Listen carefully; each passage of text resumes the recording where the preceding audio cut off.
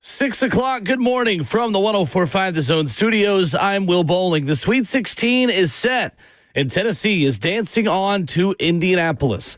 Tennessee beat UCLA 67-58 on Saturday night to advance to a program record third straight Sweet 16. Chaz Lanier made 4 of 5 three-pointers and finished with 20 points. The Vols will face Kentucky, who beat Illinois 84-75 last night. Tip-off for that one is going to be at 6:39 Central Time from Lucas Oil Stadium.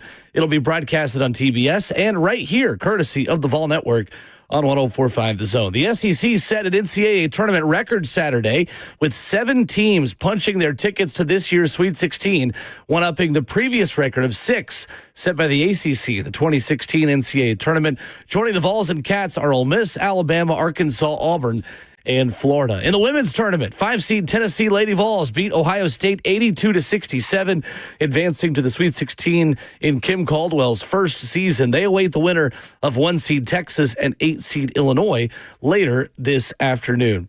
Nashville SC picked up its third straight win over the weekend, beating CF Montreal 3-0. The win gives the boys in gold their best 5-game start in club history with 10 points. They'll host rival FC Cincinnati in Geodis Park this upcoming Saturday. For all your foundation repair and waterproofing needs, you need to visit USSTN.com. Breaking news at once on your home for the Titans and Vols. This is 104.5 The Zone.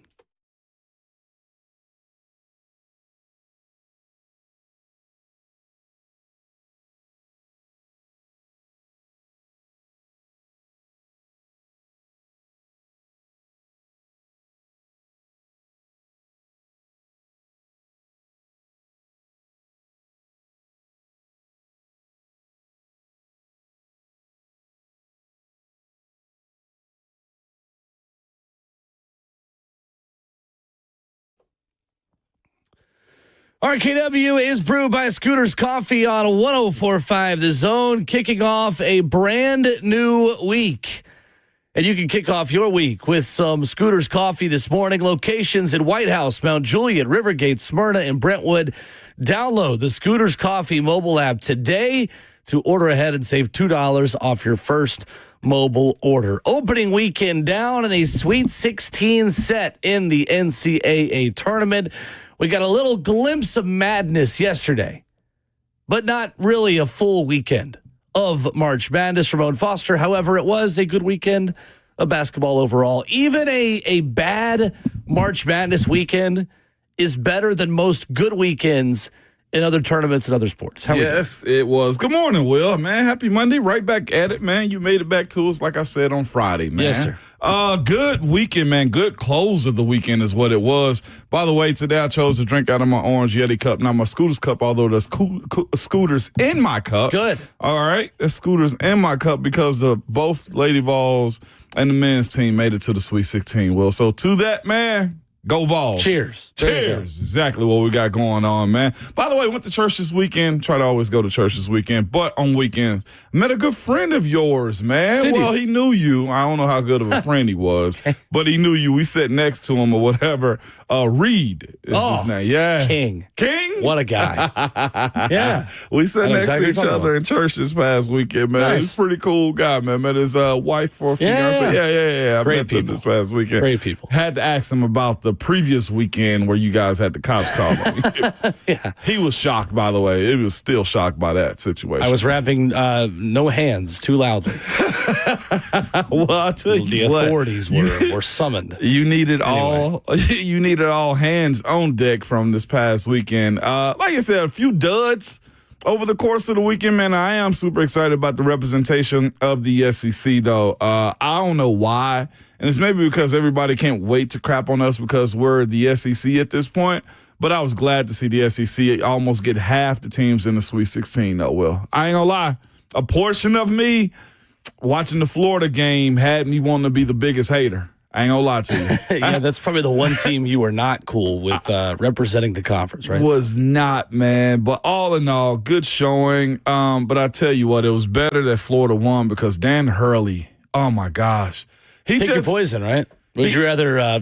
Todd Golden and Dan Hurley, not two very likable coaches. That's what I'm saying. I think I'm because I was huge into Dan Hurley last year, man. The last couple of years, watching him just take UConn, who had, taken a back burner for whatever they were as a basketball program, really just come to the forefront again. And now this guy can't get out of his own doggone way, man. But again, solid overall weekend. The teams that were blowouts, I watched and scrolled on my phone and stuff like that.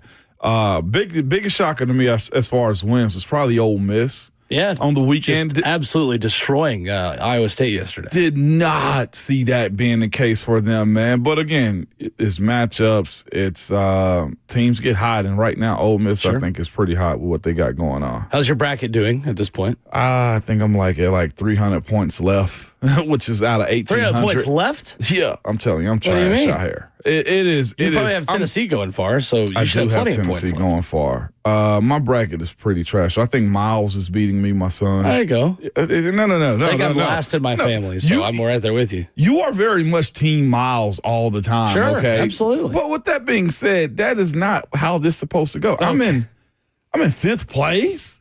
What? Out of how many? Out of 5. The critical context. Well, why? This could have been a group of 100, and 5th place would have been great. Why did you make me check this, man? Well, I think I'm worse. Terrible. I'm like 20th percent. Way too many upsets on my bracket, and this was not the year to go with way too many upsets.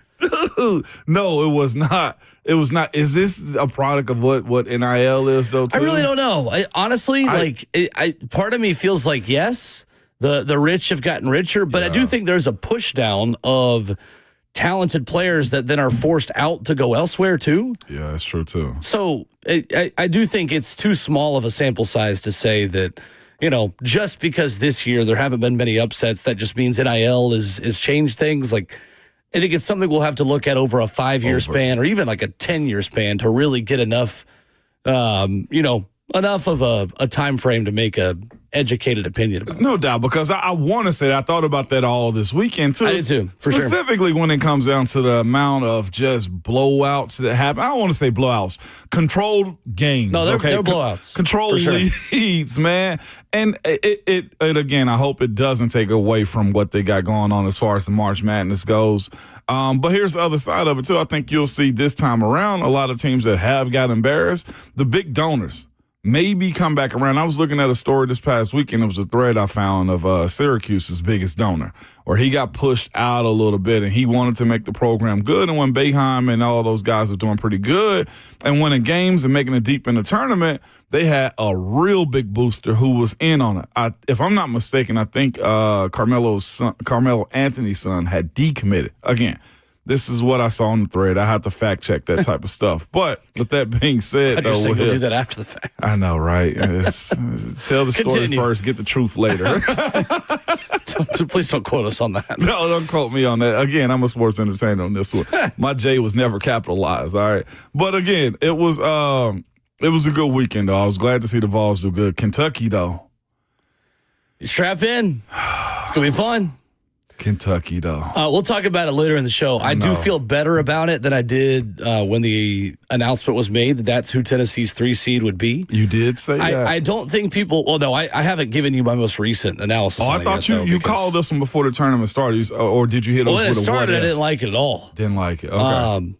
To be honest with you, though, I feel better about the matchup when you take the emotion out of it and like really break it down. I think there are some things in Tennessee's favor for that one. Yeah. But again, we always talk ourselves into these things when we get to the week of a game. But it was a good weekend of hoops. Like I said, like a bad weekend of March Madness is still better than a good weekend of most other sporting events. I don't think people are understanding, though, if you are outside of the Tennessee and Kentucky fan bases, these are the kinds of games that give you 5 to 10 years of bragging rights. Like, honestly, this is the kind of game that gives you bragging rights until the next time you play a game of a similar magnitude. Facts. And that's why my anxiety is bubbling right now behind this game. The opportunity of ending their season for Tennessee fans or Kentucky fans. That's what wakes you up this morning. Maybe the anxiety of it keeps you in bed a little bit longer. And Kentucky had to deal with that 2 times. Well, we'll have to deal with it 2 times considering BYU made the Sweet 16, if I'm not mistaken. Their former coach, right? It's Kentucky's current coach. And then, of course, when you have Cal do what he did this past week, I heard them speaking about it just a little bit. Cal, by the way, is the biggest. Do you hear me? It ain't even a big election. Italian? No, well, that, yeah, and the biggest politician. Hearing his post games, I'm like, Cal, this is narrated. It's part of the reason, honestly, why Kentucky fans got so tired of him. Is it? Yeah. I mean, 100%. See, like, I hadn't dove into him like this. He makes a lot of excuses. Yeah, dude. He was. It's not about us. It's not about us. But then he said something later. It was just like, dude, it was really about you. He's a showman. He's a big show in the world. So is Rick Pitino. I know, but like by the way, that game. Oh my gosh, too. That one somewhat let me down. We got 4 hours. We got time to talk. But by the way, I know we got a lot to talk about. But with that being said, in the era of pre-NIL, pre-transfer portal, like Cal being in his come to Kentucky, like you'll go to the NBA bag, I can see how he closed. He get in front of mama and dad. He get in front of the right people. You could tell he has a silver tongue. Just everything to him is narrated in the world like of John Calipari. It's wild to hear, honestly. It is the bigger story than even his X's and O's. Oh my! Like he's fallen behind as an X's and O's coach. But his ability to motivate and acquire talent is still up there with the best of them for me. He sold me. It definitely did. Terrible matchup for St. John's, who did not see that level of athleticism and did not see that level of physicality and just raw ability all season. And Boogie Flan getting healthy certainly helped. Definitely does. Certainly helped. And he spoke to, that was another thing. He was speaking about how he wanted to just slowly incorporate him. I was just like, Kyle, come on. But yeah, looking at that game, St. John's had no physicality that could match what Arkansas had going on. Jonas Adu, by the way, flipped the switch. He's finally meeting his ceiling. He flipped the switch, man. And it's kind of cool, even though he's not with the Vols, it's kind of cool to see players coming to their own. And he probably needed Cal to be the way he is with him, too, because Barnes is a little heavy. He's hard on guys when it comes down to the way you want. Calipari is too. I just think it maybe in a little bit of a different way. Yeah. Because Calipari is old school motivator as well. So he'll get into you also? I think so. I just heard him, more than anything, just sell stuff. He's Italian. Yeah, he is. Lady Vols. Love that. I was screaming in my household. Just so I know you were. I wasn't trying to. Two Sweet 16s for Tennessee basketball teams and lots of March Madness results to react to this morning. Ramon Foster, Will Bowling with you. Kayla Anderson with the morning off. She'll be back with us tomorrow as we dive into Tennessee UCLA and some of the best games from over the weekend coming up next.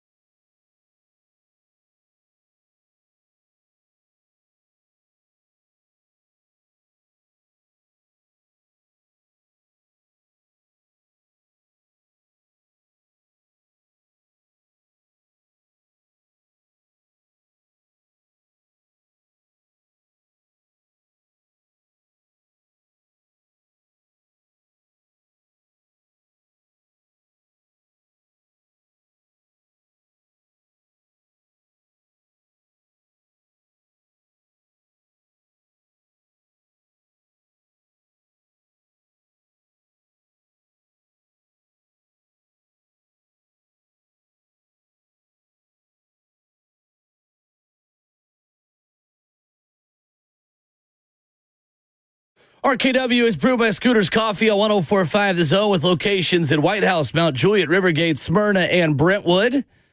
Download the Scooters Coffee mobile app today to order ahead and save $2 off your first mobile order. Ramon and Will hanging out with you this morning. Kayla back tomorrow as we dive into the madness over the weekend.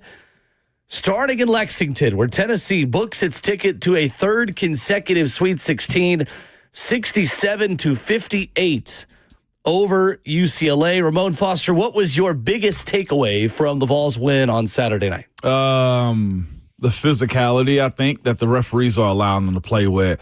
That to me is crucial because I felt like starting off in the second half, they blew the whistle real fast, and the Vols did adjust to that also. But setting the tone and being able to get up and down the court and run, man, I thought was very solid. And another good trend to me I thought that was solid was how they strategically shot threes. Meshack, for instance, like his ability to just pull up at times, I thought was amazing. And also at points where the Vols needed it too, man. And how Zakai just attacks the basketball was elite. I thoroughly enjoyed watching this game, man. And again, Akpara, the way he's rim protecting, the way he's like not putting himself in foul trouble, I thought was a huge part of that game too. Because that big 7-footer, man, is not to be messed around with when he's around. Oh my gosh, he is not to be messed with when you're around the rim. And I feel like that's something that's been a little bit of it's been a little bit of a sword to the Vols as far as being able to play against Florida, Edie last year, right, and other teams that have had these types of bigs, but athletically, there was nothing they can do. And of course, it's as aggressive as you needed Chaz to be, he was. Yeah, I think Tennessee is better suited to play 7-footers this year than they were last year. It seems so. And plus, Adai Mara is not Zach Edey. I mean, let's be honest about that too. But Tennessee has had two good games against Jedi Broom, who is not a 7-footer per se, but is an elite big man. Back to the basket, you could just throw it down to and get out of his way. Yeah. I thought Tennessee's front court showed up in a really, really big way.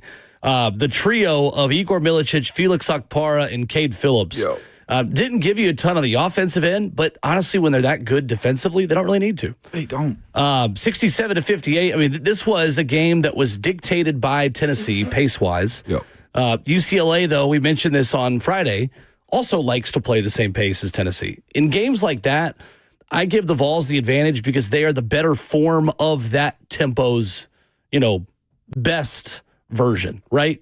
Like, it's one thing when Tennessee plays a Kentucky or plays an Alabama who wants to speed them up and do something different. I think Tennessee at times can struggle in a game that is dictated with a different tempo. But in this game, you knew that UCLA wanted to play the same speed as you, and I think that kind of played in Tennessee's favor a little bit. It did, man. And you, I'm sure you heard some of it too, but the post game that Mick Cronin, UCLA's coach had after the game, his acknowledgement of just where the Vols were as compared to his team said a lot about how good this Tennessee Vols team is. And I almost felt like he was excuse making, but he was honestly just like giving praise to the team. He was just like, you got Zakai Ziegler out there, who's a senior. He was like just bragging on him and his poise and all the stuff that Z has seen as far as being at Tennessee. And he said, like, it's like having an extra coach out there. I thought that was unique this time of the year for a guy like him that has a squad like he did, too. Like, Sky was really good. Sky Clark was really good for them, too. He was at Innsworth at one point. He was at Innsworth. NBA. I thought he was. He's been everywhere. Was it NBA, too? Oh, I don't know. Yeah, I mean, he's been to three colleges in 3 years too. The guy is nomadic a little bit. But you see his talent though. He can too. shoot. He can shoot it, man. But you heard Mick Cronin, man, speak about the Vols in a way of how their senior led team and the experience they've had in those situations, and it showed up, man. The way they attacked their big, what is it, Adai Mara. We talked about him on Friday a lot. The way they attacked him, man. The way they rebounded and boxed out, like you saw guys play their role. I felt like better this time around too. Specifically, a guy like Darlington Dubar didn't get a whole lot of time, but when he got in, it was decent. Savage pointed out some stuff to me this past weekend as far as like when you wonder why guys don't get time, like the way you have to be disciplined defensively for Rick Barnes allows you to be on the court, and that's why you see Cade Phillips with over 20 minutes of games at times. Yeah. Because if you don't play defense, you're not going to play for Rick. He's not going to light it up, but the standard of like playing defense and playing your role, I thought is what you saw mostly out of this Vol teams. Guys that played their role. role. Like, they waited on Chaz to get started the entire weekend. He did. And guys played the role. Like, you brought him up early this year as far as, like, one, when he got into the portal, but how big of a asset Felix Okpara would be. And, Will, it is paying dividends, man. Yeah, I thought Igor Milicic was the story of this one on that side of the ball defensively, because he got 7 rebounds again. Yeah. It has been a minute since we've seen that version of Igor Milicic, who has struggled, to say the least, to the SEC tournament and down the stretch a little bit. 7 rebounds for him, just the second time he has reached that number in the last 8 games.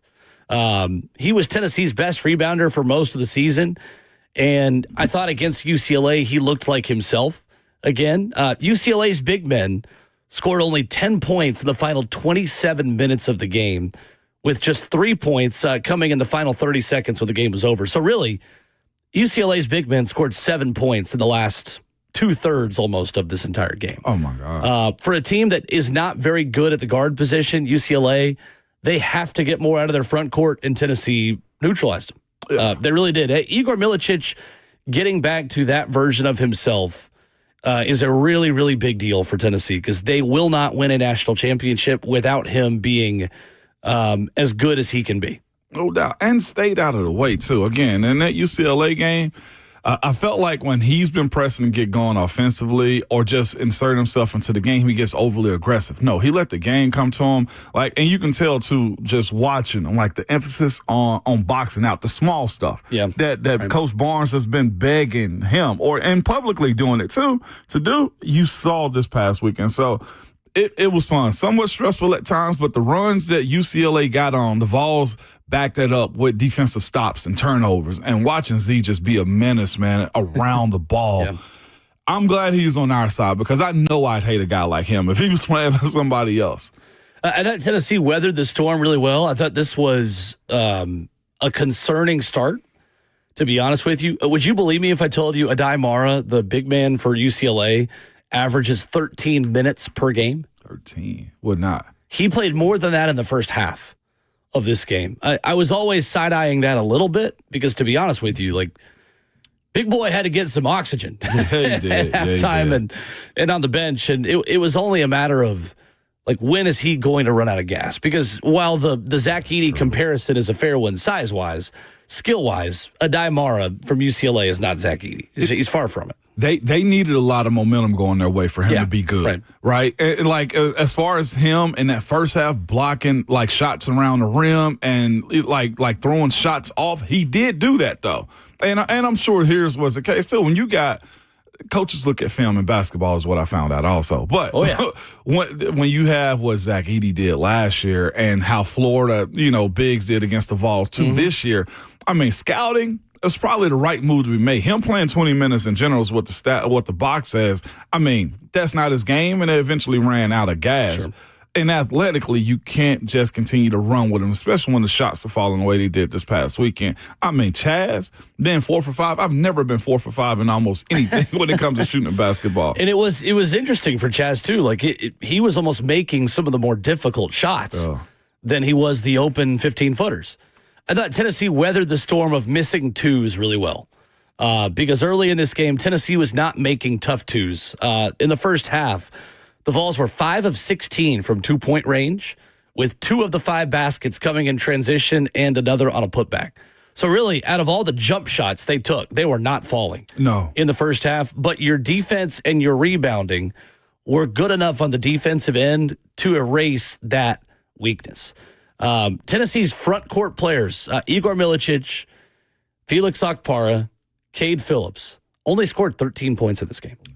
As well as the guards are playing right now, that's fine. I'll take it. If you're playing defense and you're getting me rebounds and you're not in foul trouble and putting them on the line for freebies, like 13 points will kind of do it for you. And I would not have said that earlier in the season. I would have probably guessed that Tennessee would need more from its front court. But with how well Chaz Lanier, Zakai Ziegler, and Jordan Gainey are playing, that'll put you over the edge. And that is why, we'll talk about it more in about a half hour, that's why I feel better about this Kentucky matchup today, because Tennessee's guards were awful against Kentucky in both meetings. Awful. Yes, they were. And man. I do not think there is any world where that happens again against a Kentucky defense that has gotten better, but is still not one of the better defenses of the teams remaining in the Sweet 16.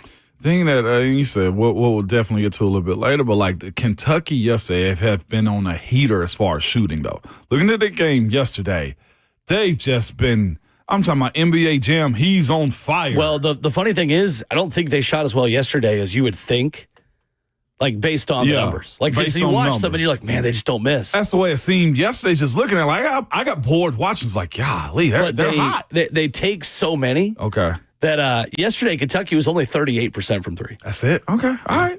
38. But your point is valid, though. That it's kind of like those old Auburn teams where you feel like they never miss. Then you look at the stats, they're like, they were 8 of 21? They just take. Really? They just take so many of them. And yesterday, they really didn't take that many of them, to be honest with you. Another thing, too, with the UCLA-Tennessee game that needs to be pointed out, too, the offensive rebounds by the Vols. Huge. As far as like them not allowing teams to get second chance opportunities on them and just cleaning up around the rim. Again, you mentioned them earlier. Felix, Igor, and Kate, man, are the guys that you want. And specifically as it pertains to being able to get bench minutes from Kate. I saw Rick, Coach Barnes, man, he exchanges out Felix Akpara and Kate Phillips a lot. Mm-hmm. And it's a good thing it's not a drop-off, too. When you saw the bigs from UCLA, they were trying to body Kate, and Kate held his own, man. I was glad to see that, considering that we don't have the biggest front court as it pertains to forwards and centers. Tennessee, in the middle 20 minutes of this game, totally won it. Really, middle 10 minutes. A 25-8 stretch in the game's middle 9 minutes and 29 seconds. That'll do it. Yeah, that is enough to absolutely sink a team, especially a team in UCLA that's just not really elite offensively.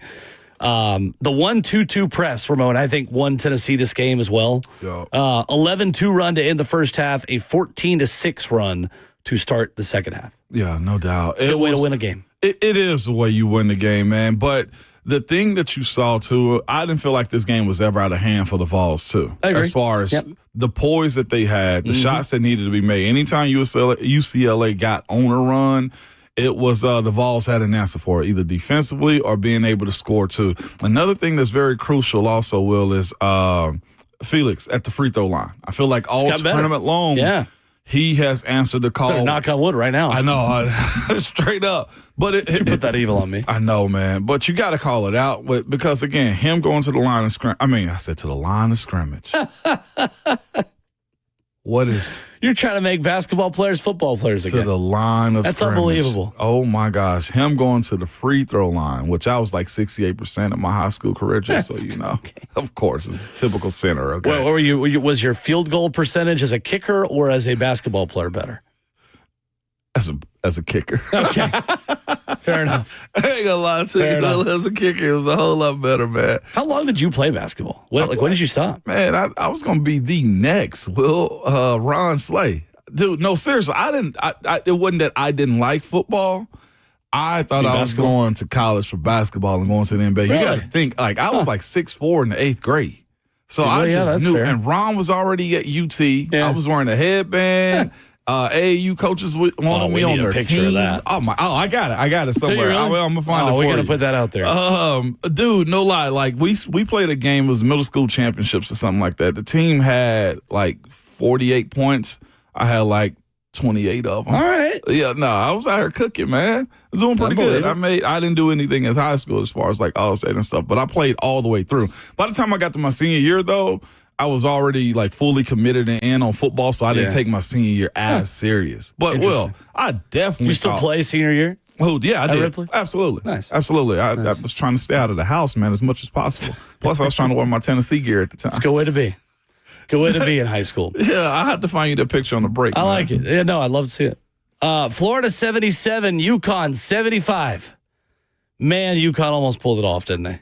They almost did. This was our first thriller, to be honest with you. There were some good games. This one was back and forth. Walter Clayton, though, he was the closer for Florida, scoring 13 of his 23 points in the final 8 minutes on Sunday, including 2 fadeaway threes. And I'm talking guy in your face, just absolute, as Scott Van Pelt would say on SportsCenter, eye-hole threes. First time that Florida has been back in the Sweet 16 since 2017, actually. What? which is surprising. They will get Maryland, the Crab Five, who also won a thriller last night on a play that was absolutely a travel. And I absolutely don't care because it was electric. In the West Region semifinals, Dan Hurley goes out his way, screaming at the refs. But, man, you got to respect what Florida did because, honestly, every team that wins a national title, not named UConn over the past 2 years, has a game they've got to white knuckle and survive and advance in. And this was the one for Florida. It was, dog. I mean, Walter Clayton Jr., he shoots like a college Steph, like Steph Curry. Yeah. It's just so automatic. Sure. If I hadn't seen it in person at the Tennessee-Florida SEC championship game, the way he just jumps up sideways and throw the ball up and it just goes in automatically, I wouldn't have believed it was possible or that was a part of his game. No, seeing that in person, you realize this guy has a talent. Again, with a name like Walter, you feel me? Like you got to be one of those guys you're forever chasing like Ben Corny Walter. No, this dude is a dog, man. And again, at his size, his ability to get open, and their team is just good. They support him in ways, man, to where they know they got to have it because early in the game, he was missing. I'm going to be completely honest with you.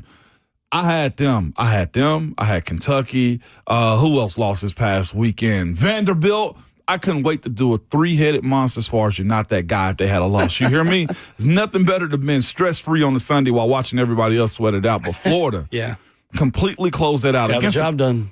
Against a team that would not go away, too. I mean, it's UConn, the defending champion. They were looking to become the first three-peat winner since UCLA's run of 7 straight from 67 to 73. Florida was a 9.5-point favorite in this game. They were number 1 in adjusted offensive efficiency in KenPom, 128 points per 100 possessions, and UConn kind of handled them defensively.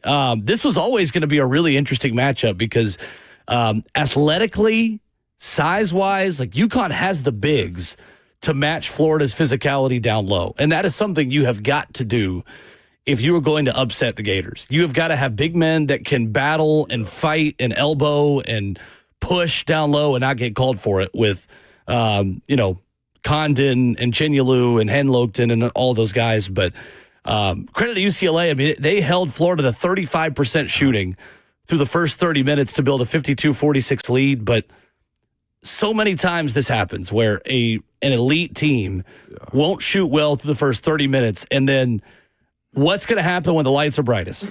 What happens in prime time? Some teams have that just intestinal fortitude to be able to stomach being down a couple possessions going into the final 10 minutes and just keep shooting.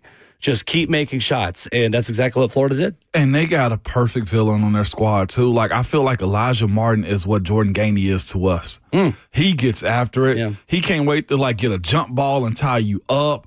And the way he finished, it wasn't him also to end up getting a putback on a miss when UConn missed boxing him out. McNeely had a just awful last 5 minutes. What? Seriously. Letting Florida rebound and get a 3-point possession late in that game was just inexcusable off of a missed free throw. It was off of a missed free. And they had it. They had the opportunity to go win that game, but you got to give it up to Florida. And again, Walter Clayton Jr., their point guard, first-team All-American, could not miss when it was go time. You're right, Will. Like you said a second ago, it's certain guys that have that switch whenever it's their turn. I felt like Walter Clayton Jr. in the first half wasn't shooting the way you needed them to.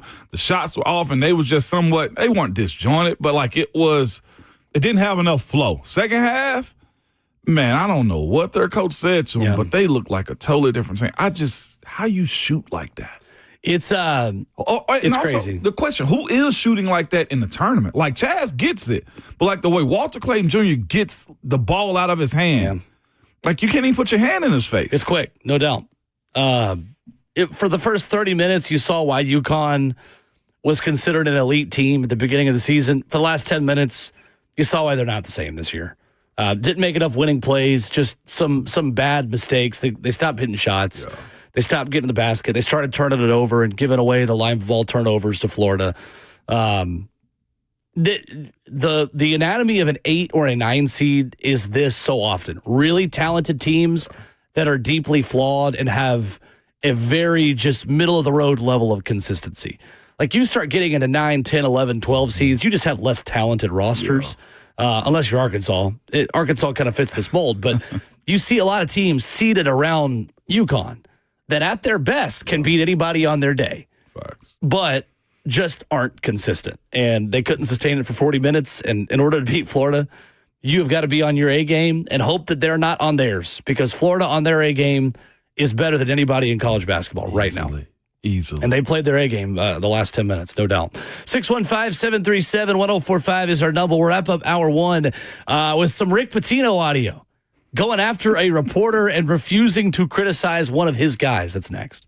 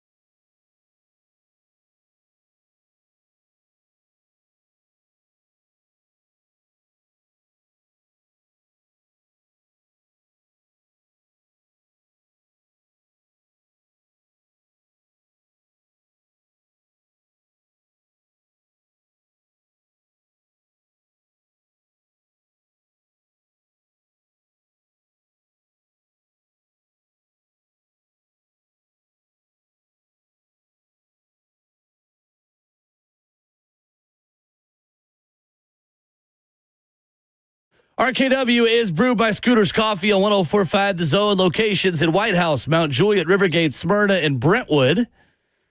Download the Scooters Coffee mobile app today to order ahead and save $2 off your first mobile order.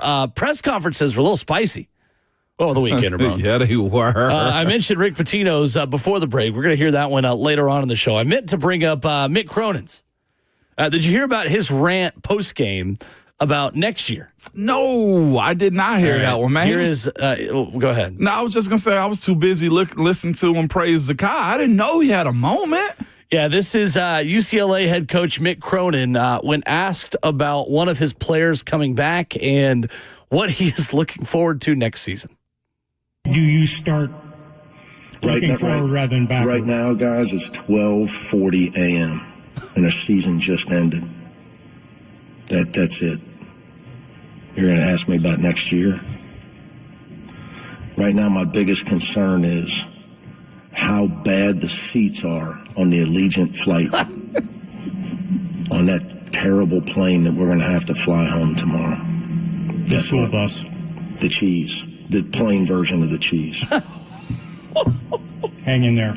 And is there any chance that Doug got me some hot food because I don't eat on game day, that I got something edible? It's UCLA head coach Mick Cronin. Hey, man. Did not want to talk about next year. Hide the money, y'all. Yeah, honestly. The poor people, the poor schools are around. My guy did not want to get on that Allegiant flight. No. Tough stray bullet for Allegiant that was minding its business on a Saturday night or early Sunday morning at that point. I need fans to have the same energy they have for athletes in this moment right here. This coach has in his mind a fixation of what he's supposed to be getting as a head coach of a Division I basketball team. Listen, brother, you chose to go to this division, and what are they, Big Ten? I mean, yeah, Big Ten now. That's Big Ten power. Big Ten UCLA. power. Like, you chose to go over here, my brother.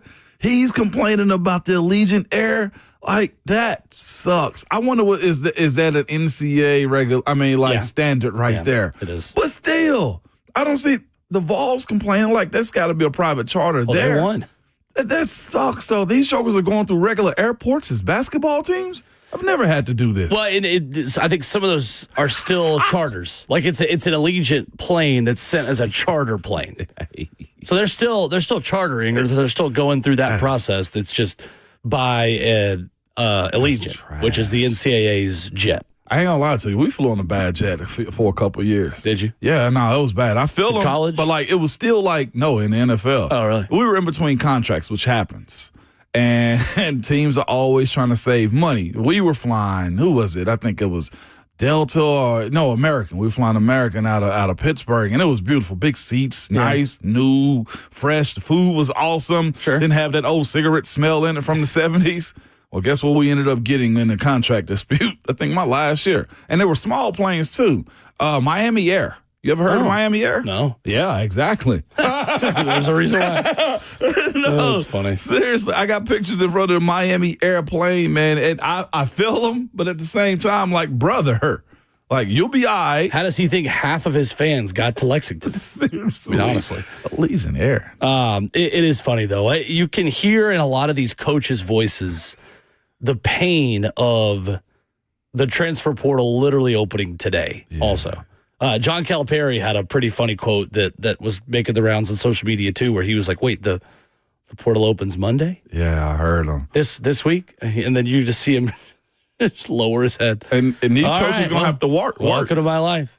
I mean, granted, they make millions of dollars. Yeah, they live very nice lives, these coaches. But this time of year, you are working 70-hour weeks, 80-hour weeks, and there's just no other way around it. Yeah, no, it really ain't, man. It sucks for him, though, because seriously, that flight all the way back to California is not going to be nice. But in general, he sounds like a whiny old athlete, man. He does. I mean, I like Mick Cronin. I like honesty from coaches. I feel like we complain a lot when coaches give us canned, fed answers, and so we can't then complain when they're actually honest with us. Yeah, you got to do one or the other. So I'll stay consistent on it. But it is funny his consistency on how much he hates the Big Ten's travel plans, because this guy has been adamant all season about how much of a disadvantage his team has to travel from where he is in Los Angeles to the rest of the Big Ten schools all season long. Man, hear me out. That sounds like a him problem, but It is. It's champagne problems. At least his old conference, man, the Pac-12 got a rematch, man. I mean, Arizona versus Oregon was a little bit of a throwback to the Pac-12. There's that win for him. Look on the bright side. Look on the bright side, Coach. It did sound like, seriously, in that the first thing I heard was him complaining about the money and funds that they have.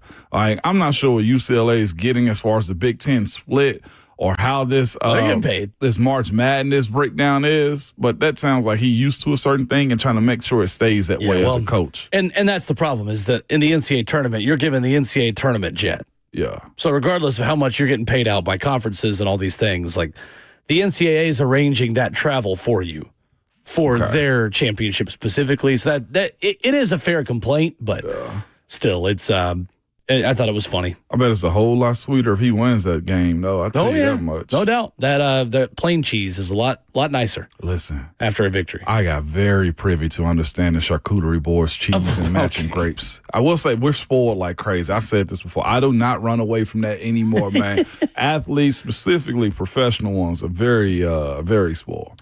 615-737-1045. So what is the matchup for Tennessee against Kentucky? I feel better about this game today than I did when the matchup came out.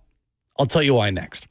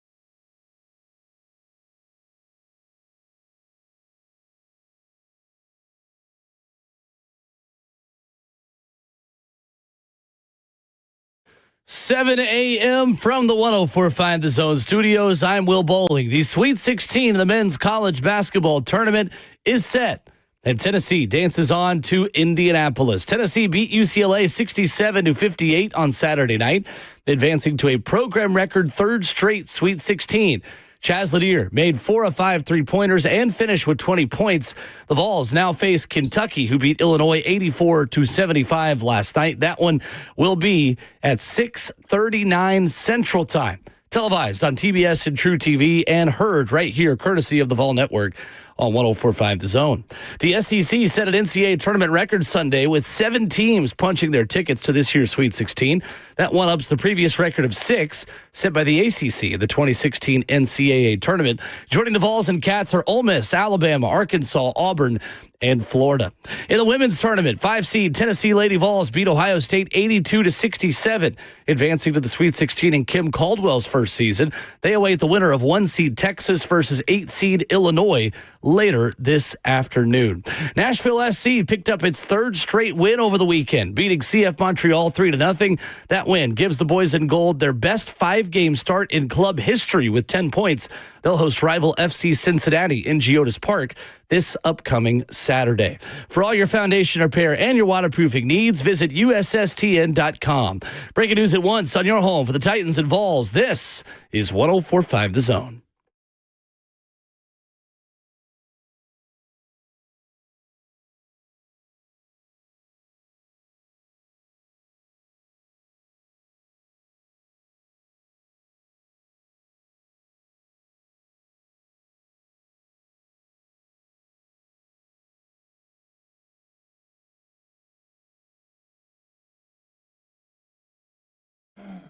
RKW brewed by Scooters Coffee as a fresh hour begins.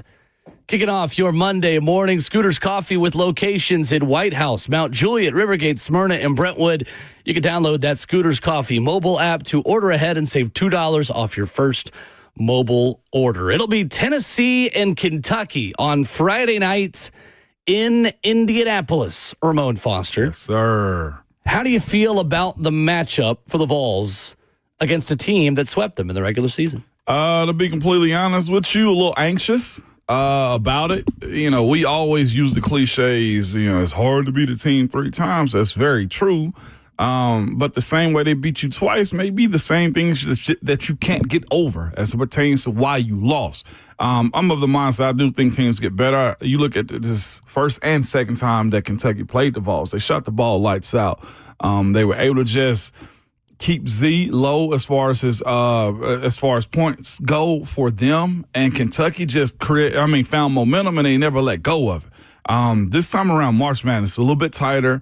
The team understands it a little bit better, I feel like, and also with the incorporation of watching how Igor Milicic is playing as of late. And you brought it up earlier, him getting 7 rebounds the last couple of games and watching him minimize himself offensively has played a huge part into why I feel better about it. Now, again, going through it, and you already have their point guard, what is his name? Lamont Butler? Lamont Butler.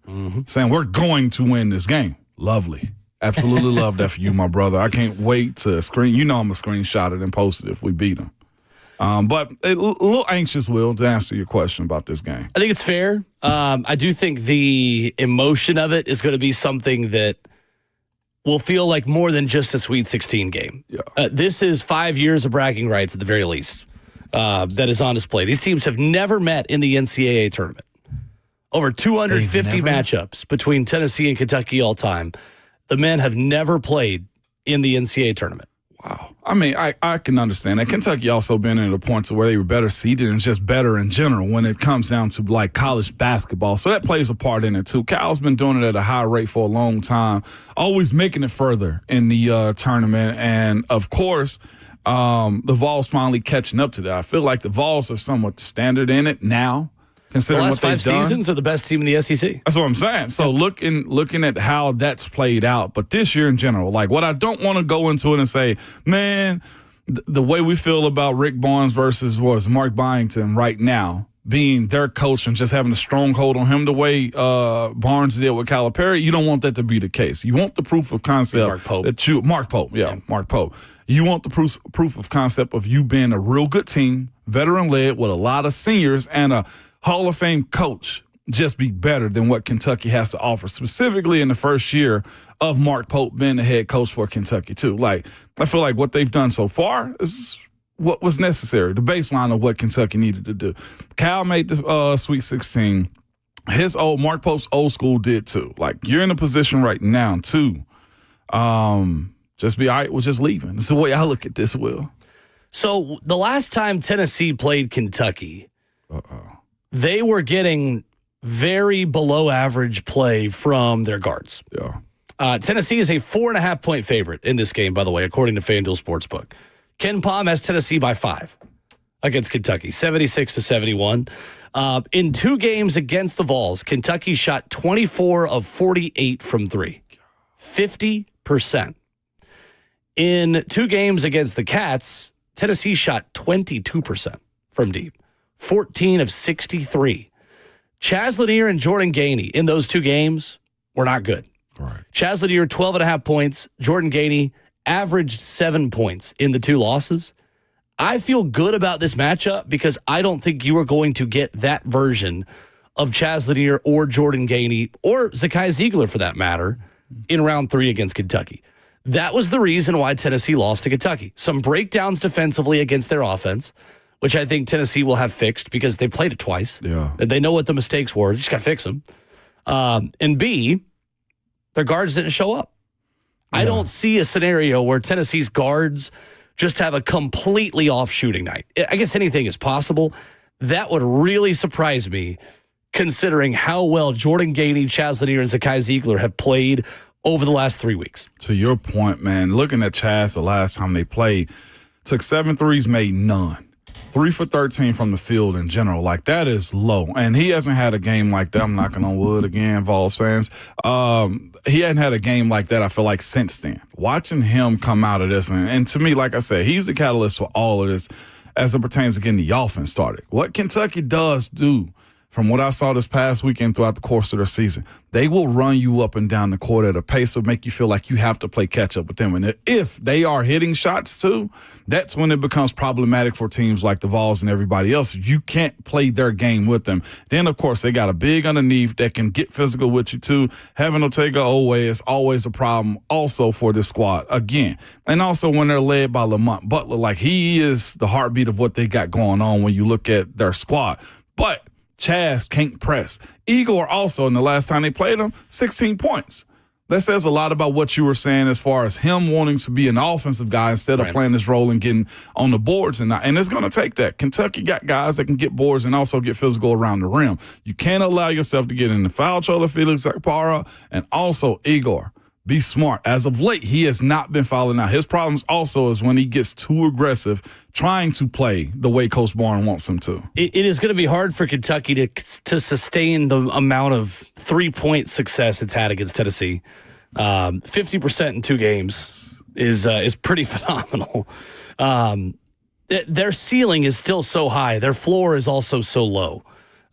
Kentucky. So the last time these 2 teams played, February 11th in Lexington, a 75-64 win for Kentucky, a game that was even at the under 4 timeout, where Tennessee just didn't make shots down the stretch of that one. Like you mentioned, Chaz Lanier was 0 of 7 from 3. That's nuts. Do you really think Chaz Lanier is going to go 0 of 7 from 3 again? Can't do that. No, not this time around. He's not. Absolutely not. Now, the other part of that is, to give Kentucky credit, they rebounded the basketball really well. In a couple of matchups. Really, the first matchup, they rebounded it great. But in the second game, Tennessee kind of beat them up a little bit. 8 offensive rebounds to only 3 for Kentucky in the second matchup. Tennessee out-rebounded Kentucky 25-23. But ultimately, the 3-point shooting was the difference. Tennessee was 3 of 18 against Kentucky. They were 12 of 24 and won that game by 11 points when it was all said and done. So, to me, those 2 games were Kentucky shot the lights out against some bad Tennessee defense in Knoxville, and then they just defended their home court in the second game. Like, yes, they swept you, But is it a matchup nightmare? I don't tend to think that is the case. I think you are getting a different version of Tennessee today because let's be honest, we got the best version of Chaz Lanier and Jordan Gainey and Zakai Ziegler out of that trip to Rupp. Since that game, Ramon, Tennessee has lost 2 times. Ole Miss on the road on a last-second layup that didn't go in, and Florida in the SEC Tournament Championship. Everyone else, they have handled, including Auburn, including Alabama, including a lot of big challenges along the way. So ultimately, I do think Tennessee gets the job done on Friday night. I am not nearly as worried about this matchup when I take the emotion out of it and just look at the basics of the matchup and the numbers and the way these two teams will play each other. Now that I've kind of taken the battered Vols syndrome out of it. I know another thing that's playing a part in this too as of late, and this happened in the first couple of games in the tournament, has been, and I know it doesn't play a huge part in it, but at least stretches the floor a little bit more. But that's having Jamon Mashack at least take shots. Giving you an opportunity to get rebounds in the paint has played a huge part in it too. And when you look at how teams have taken away the lob to Felix Okpara down the middle of the lane, they still have outlets right there to where that mid-range where you come around with Chaz, he's making that a little bit more frequent than lately. And you again look at like Alabama whenever they beat Kentucky in the SEC tournament. They absolutely blitzed them and moved up and down the court. Kentucky could not hit a shot. 5 of 19 from the three-point line. That's a game for them. Against the Vols, they turn out they have superpowers. Yeah. They've shot it really well against Tennessee. They shot it really well against Tennessee. And even just that, though, too, like their free throw percentage in the SEC tournament against Alabama, you want to know what they shot as a team? 65%. Losing basketball. Yeah. Now, I'm not sure if they were trying to have an early exit or what. This game, to your point a second ago, Will, this is a lot of bragging rights. Sure is. No doubt about it. No doubt about it. And especially for a first-year coach, too. You know what it would mean for them to beat Tennessee and make it to the Elite Eight? Oh, yeah. Yeah. It would be a massive, massive feather Mark Pope's cap to say, I put together a team of transfers, beat Tennessee 3 times, and made the Elite Eight in year 1. Would be a significant achievement for him in his first season.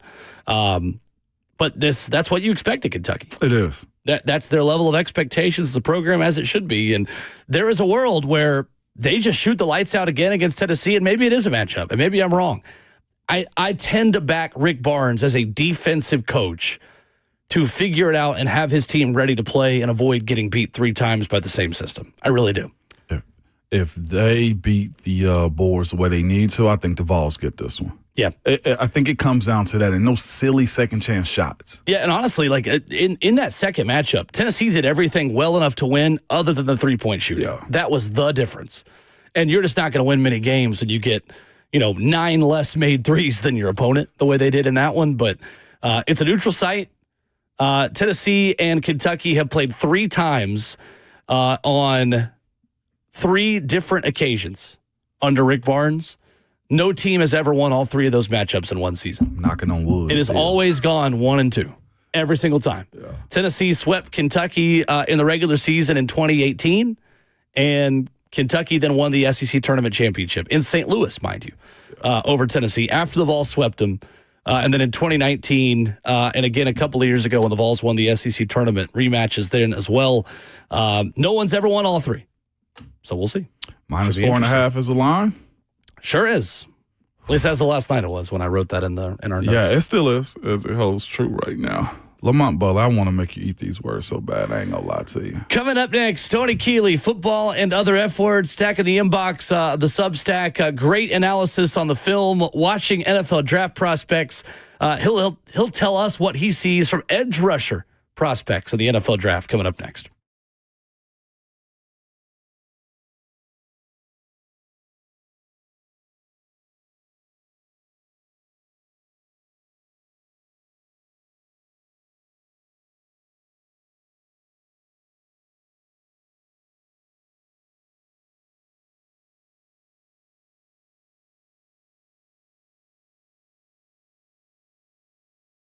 Hey, it's Will Bowling. If you've been looking for cars and you see the words buy here, pay here, it makes you think, it's not really a place I want to go.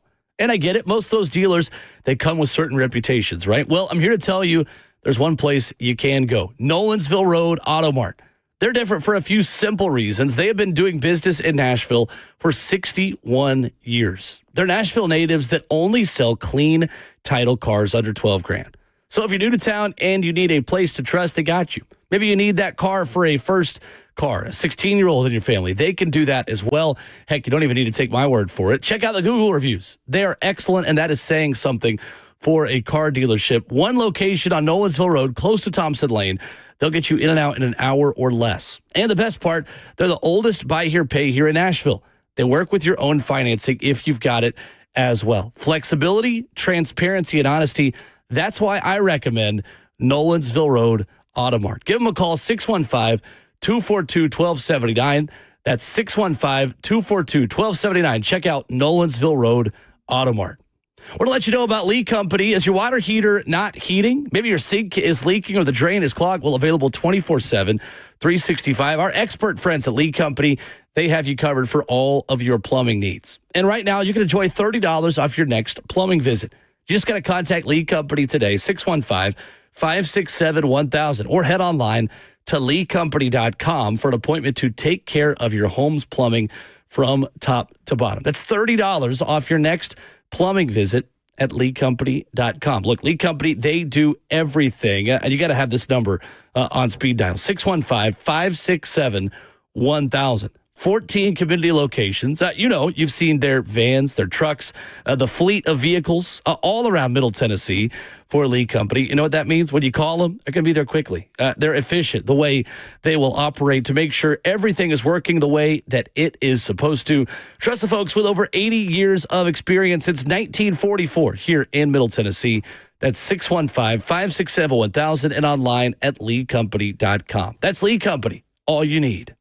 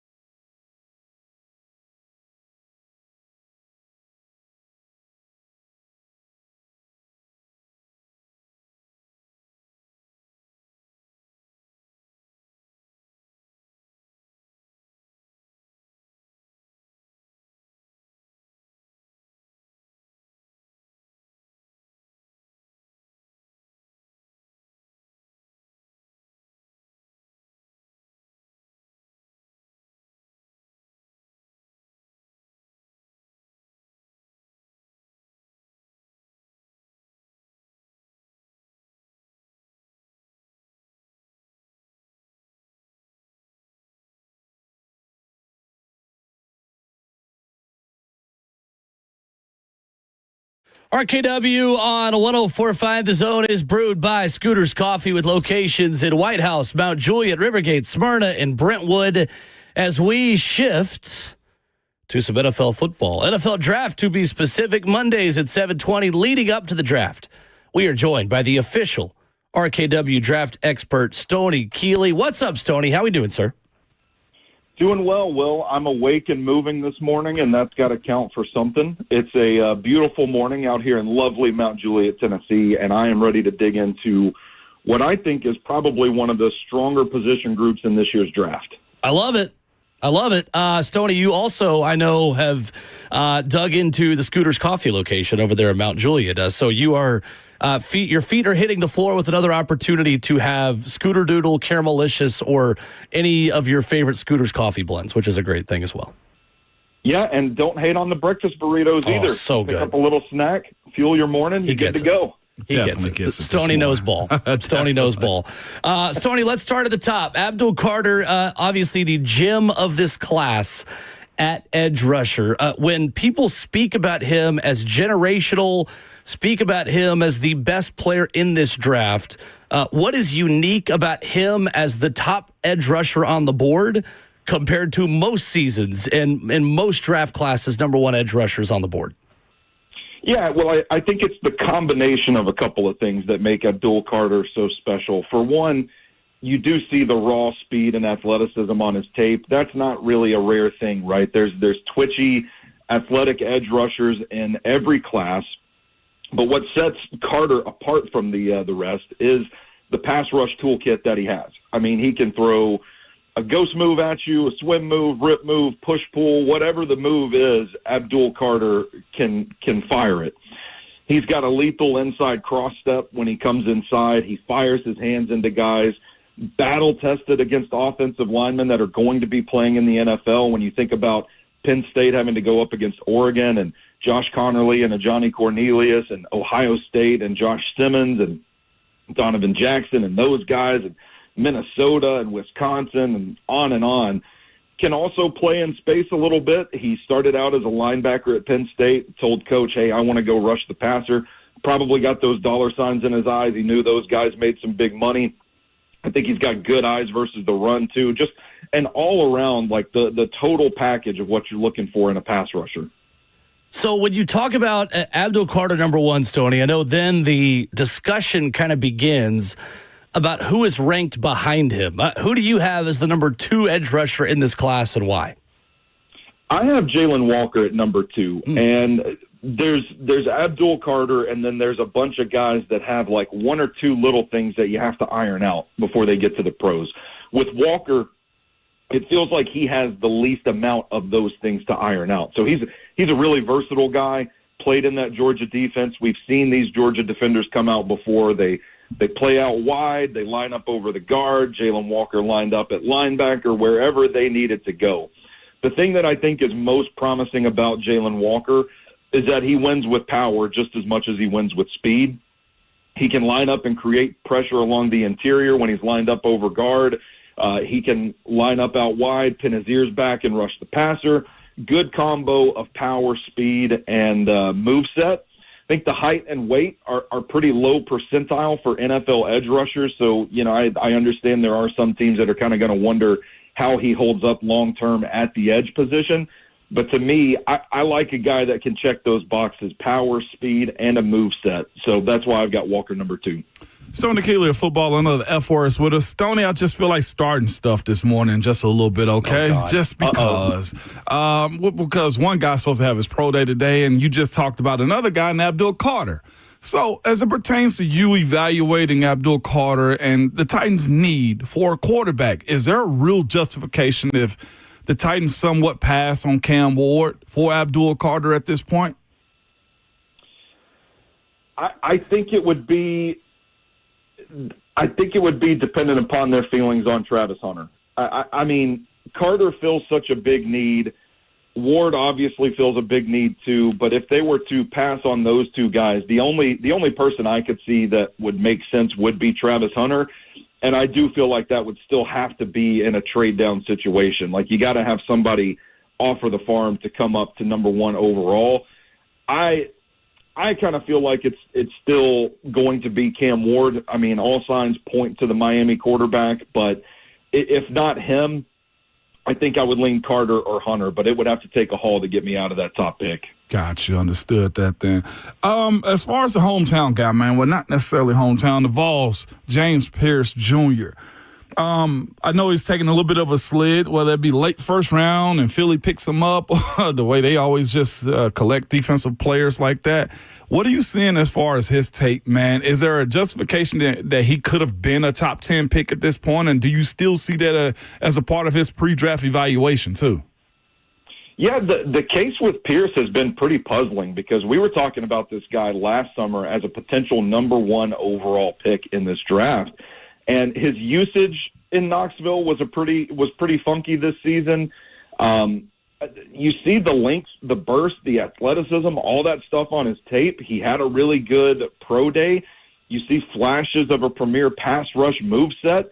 It's just really inconsistent. And unfortunately for Pierce, he's been slapped with this vague character concern label that you start digging in on, and it sounds like there's a couple of different reports out there that he has anger issues, that he might not have gotten along with the coaching staff, and there are people out there that are just like, no, we can't take this guy. We got to take him off our board altogether. It's that bad. But Ramon, you took the words right out of my mouth. This just screams character concern guy that's going to slide in the first round. The Philadelphia Eagles are going to draft him, and he's going to be the Super Bowl MVP here in a couple of seasons. I mean, supremely talented. It's obvious when you look at the tape.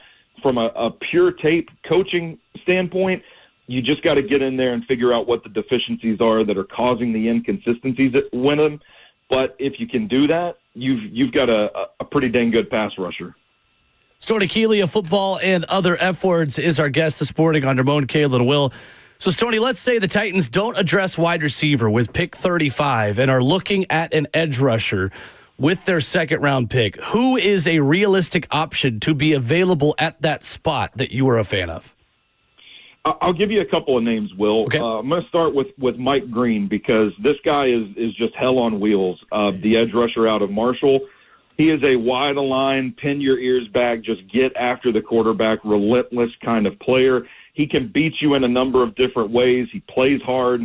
I thought the tape against Ohio State where he had to go up against that offensive line was a little bit of a prove it for me that he could do it against better competition. He's added on weight since the end of the season, but there are some pretty big red flags from a character standpoint with Mike Green, stemming back to a couple of different incidents where he's had some allegations placed against him. I've heard both sides of the spectrum. One, he's off our board altogether. One, we dug around and it's not really that big of a deal. I don't know where the Titans land on Mike Green, but I think he is a pure pass rushing force. The other one, let's say that he doesn't pass the character test with the Titans. Donovan Ezeraku out of Boston College. Deep bag of moves. He's a little bit undersized, but I think this guy has some speed, some burst, some bend around the edge. He has a wide toolkit from the pass rush position. Could be a difference maker pretty early on. It is so interesting, Stoney, reading and watching the analysis on A&M edge rusher Nick Scorton, because athletically, there might not be someone that more closely resembles an action figure in this entire class, but the production has not been there. When you watch the tape on him, how was he used in that Texas A&M defense to preclude him from getting more than just a couple of sacks a season? Because to me, Stoney, it looks like the pressure numbers are there, but the sack production is not. And how big of a red flag is that for you on him? So you said Nick Scorton, or are we talking about Shamar Stewart here? Oh, sorry. I got those mixed up, didn't I? Give me both of them if you don't mind. Then. Yeah. Well, start with Shamar Stewart. That's who I was trying to ask you about. I can give you both of them. Yeah, Nick Scorton's fun. He's not going to try and fool you. He's just going to try to run right through you, straight line power rusher, plays with pop and balance. Little stiff, not a lot of twitch, but he can get the job done. Shamar Stewart, it's really interesting. I feel like Mike Elko down there at Texas A&M asked him to set the edge quite a bit. He took on a lot of double teams, that sort of thing. He's kind of used as a leverage power pass rusher. but he's a freak athlete. The guy plays hard. The legs, the feet keep churning throughout the play. You're right. The production is a major question mark for me. I felt like there were times in his tape that he would almost sack the quarterback. And it's like, you get the pressures, but if you have those almost sacks too, he's probably had a pretty productive game. But for whatever reason, he's not finishing. But you can refine his pass rush toolkit. He could be a force. I mean, he is a freak athlete. He is pretty fun to watch, but the production to me is the biggest, the most puzzling part of his evaluation, because you're trying to figure out, okay, is there something here and he's just not being used in the right way, or is there a reason he's being used that way to begin with? And I think those are the things that teams kind of sort out in the meetings when they're meeting with this guy. It's Stoney Keeley with us this morning. Stoney, it's two guys in this class that are rushers, man, that have been productive. They got the numbers as far as their combine goes for the ones that did do it, but I have high question marks around them. That is Landon Jackson out of Arkansas, the defensive end, who jumped a 40-inch vertical at 6'6", 6'7". And then the other one, man, is Jack Sawyer. I don't know how to judge them. Maybe they're not Titan-like, which is why I'm not looking at them like that. But how do you evaluate those two guys, Landon Jackson and Jack Sawyer? Yeah, I think they've both got some pretty good tape, Ramon. I don't know that the upside is necessarily there with Jack Sawyer. I mean, he's a really thickly built pass rusher. There's not a lot of length to him. He's not very twitchy. But, man, he has power for days. Right. He plays hard. He's the kind of guy that I think you want in your locker room, a team leader type. As far as Landon Jackson goes, I like him quite a bit. I don't think the tape necessarily shows the athlete that the combine did. He is more of a hand-in-the-dirt power rusher. He pinches the edge, but he doesn't really bend and get to the quarterback. He takes hits and keeps on running. Like, power absorption is there with Jackson.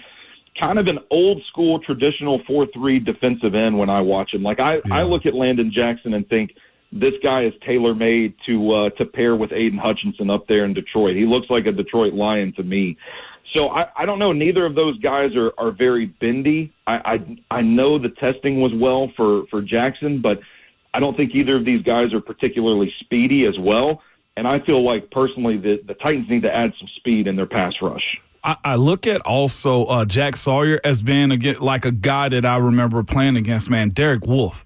That played for Denver for a while. Like, Derek Wolfe is listed at about 6'5", 280. Like, that may be what a guy like Jack Sawyer have to do, is go to a 4-3 technique if he want to survive the NFL, because you're right. His speed off the edge isn't there. Although against college tackles, he had the production. You saw him get back there to the quarterback time and time again, could affect him, but couldn't close the way you need him to. Yeah, absolutely. And I think when you're sitting there at 35 and you don't have a third-round pick, you've got to get a guy that you know is going to be able to get to the quarterback, get off the line of scrimmage, bend, get around the tackle, and hit the quarterback. And I have some concerns because of Sawyer's speed that he's going to be able to do that consistently. Since we're talking edges, though, too, I know the Titans made some free agency moves as far as going to go get a guy this past weekend. They also got Lorenzo Carter. Where are they? How on a scale of 1 to 10, how comfortable are you with the rush plan that they have on paper as far as the Titans go? Because the issue that the Titans have is, yes, you need a quarterback. You also need edge. You also need wide receiver. Yeah. How do you parse those first 2 picks and maybe 3 picks as it pertains to need versus need, I guess, with the Titans? Yeah, the way I'm looking at it, they have some depth now, and they need to go get their thoroughbred. They need to go get a guy that is going to be a factor, that is going to make a difference. And I think the depth of each position group in this draft is going to weigh into their decision to do so. So if you're sitting there at 35, you can still get an edge rusher that is going to be a factor in the NFL. This class is so deep. It's good at the top. There are several different guys that they could go with, even if there is a run on pass rushers in the first round. I think it's that deep.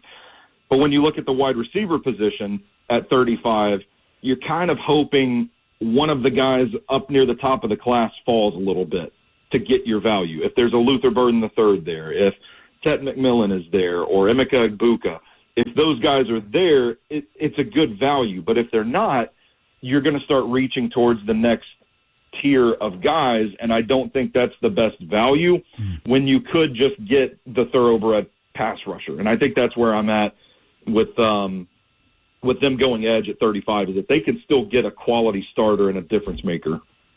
So, Stoney, wrapping up our edge rusher scouting report this morning, who is your guy later on in this draft that you would pound the table for? Is there anyone you feel strongly about deeper as you get into day 2 and maybe even day 3 of this thing?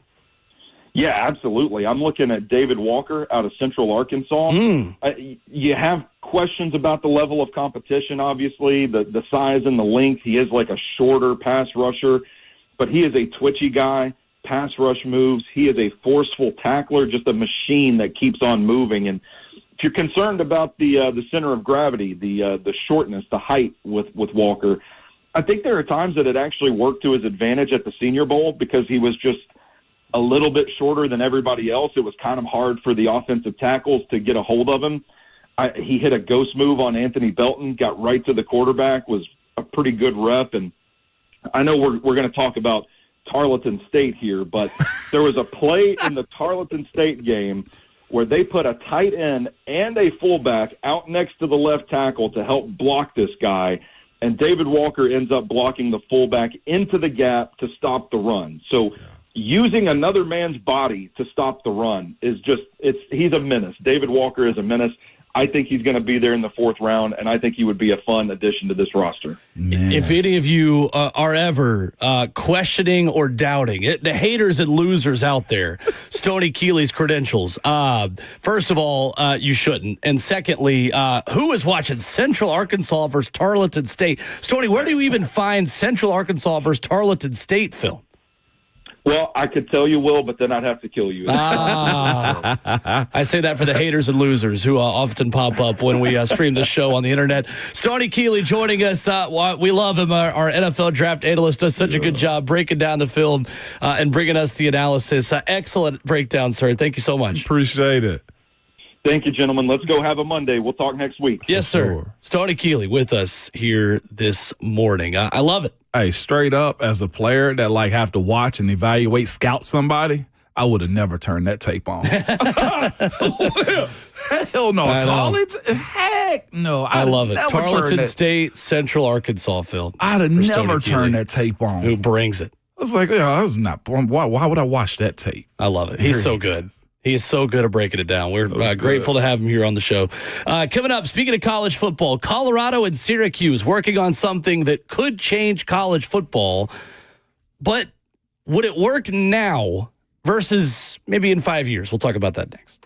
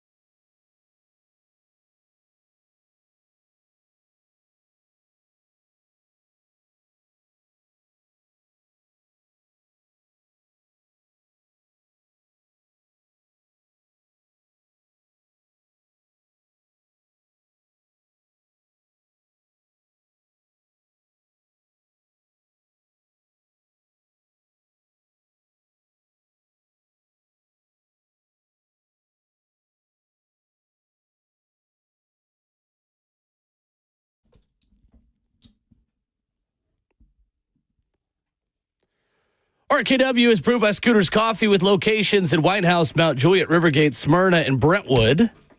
You can download the Scooters Coffee mobile app today to order ahead and save $2 off your first mobile order. This show has been on the front of the wave talking about joint practices and or spring games against other college teams. Ramon, we might be getting our wish. I've heard, man. Javon Edmonds of Syracuse.com says that Colorado and Syracuse have sought permission to hold joint practices next month in college football. Syracuse coach Fran Brown talked about it after practice on Friday, saying it'll help the game. Nobody wants to have spring games anymore. Nobody wants to worry about the portal. I'm confident in who I am and what I do for the players. By rule, teams may have 15 spring practices within a 35-day window, and both Colorado and Syracuse are set to wrap up their spring practices within 3 days of each other in mid-April. The Division I Oversight Committee meets April 10th, and a decision on whether or not this is allowed could be made then. What do you think about this? Joint practices with another college team. Joint practices, first of all, I want to start by saying they definitely still should have a representation of the spring game for their fans on their campus at some point. I'll throw that out there, too, whether it's just 7-on-7, whatever the case may be. But I view the situation as a positive. Yes, it's a closed practice pretty much for the most part. You get an opportunity to have scripts available to you, go against a team you hadn't seen before, and at the end have, hey, you run your offense freely, I run my defense freely, and just go at it. And if it's closed, if it's controlled, if the coaches can dictate what happens around the scrimmage as far as the players go, I'm all for it. Because, again, spring practice, it falls on deaf ears sometimes, a lot of times in the spring, because you know you're far away from the season. Where I am right now is not where I'm going to be. But if you throw in some competition, like I know back in the day, they used to have freshman team. Yeah, right. You know what I'm saying? Right. Like Kentucky had a freshman team. The Vols had a freshman team. If those two teams can get together and scrimmage each other, I mean, one, it leads to the rivalry of it. Yep. Like, it plays a part into the development of Will having to, honestly, rush to the finish line to get these guys on the field, too. I think it's challenging with a spring portal window. I do. Because what prevents me from coaching or recruiting the guy that I'm coaching against in a joint practice? I don't think you will see coaches really embrace this until the spring portal window is just done away with. Yeah. Now, when that does happen, though, I'm all for this. But I do think it's probably a little too early before we see widespread change. However, that being said, if you're Fran Brown, what a great recruiting pitch for you as a coach to be able to sell in living rooms around America. No, I believe so much in you and in developing you as a player that I'm willing to take a risk that another coach is going to try to lure you to go there just so I can get you better, just so I can develop you as a player. Because, I mean, let's be honest, the public perception of this matters in recruiting. Being able to say that you will go the extra mile to develop your players by making them practice against other players, even if it doesn't happen, is a pretty good recruiting pitch for Syracuse and for Colorado. It is. Our good teammate Dawn Davenport just texted us how much she loved Fran Brown. She's been open about that on air too. She has. Yeah, and I like him too. Like, remember we talked about him this past fall when he spoke about only winners get baths. You remember? I love that too so much. It says a lot about him. But here's also where he is and where Prime is. Also, Deion Sanders. They are in positions where they're at mid-major schools, being in all respect to Syracuse and Colorado, 100%, to where they're able to, your point, will and want to do these types of things to bring more eyes to them. Like Fran Brown and the Syracuse Orangemen are playing the Vols in Atlanta. Like, this is part of Fran Brown's trek to be, I'm not sure if he's trying to forever stay at Syracuse, but I know he's trying to bring more eyes to what the Syracuse football program is. I know Deion Sanders is in a position to try to sustain what Travis Hunter, Shedeur Sanders, and himself have built up for Colorado also. So as much exposure as they can get, whether they choose to televise this or not, until they get to a point, well, you're right, as far as Florida, let's go Georgia, let's go Bama, let's go Texas. Yeah. This is just to be one of those, hey, that's their agreement type of situation where they can just, like you said, get more exposure on themselves. Deion bragged about the fact that Colorado played on national television every weekend. Yeah, This is a part of the branding of what they're trying to establish. One question I have about this, is there any concern about getting freshman reps if you did this? Because when you're scrimmaging yourself, you have more time and availability to put 2 teams out there and maybe have younger guys get opportunities. Would that be a concern at all if you were doing joint practices? Would it be? Yeah, because you would have to have there has to be a separate practice for the freshmen. That's fair. You got to have 2 fields at once, too. Yeah, and not just that. Which I guess though, most too. of these teams have, so it's probably a bad question. If I got a real opportunity to see where my team is before we hit summer workouts, I'm going with most of my starters. They have to get the bulk of it. So, yeah, there needs to be a 25-minute. That's what we used to do when we had tour-a-days. Gee, I sound like an old guy right here.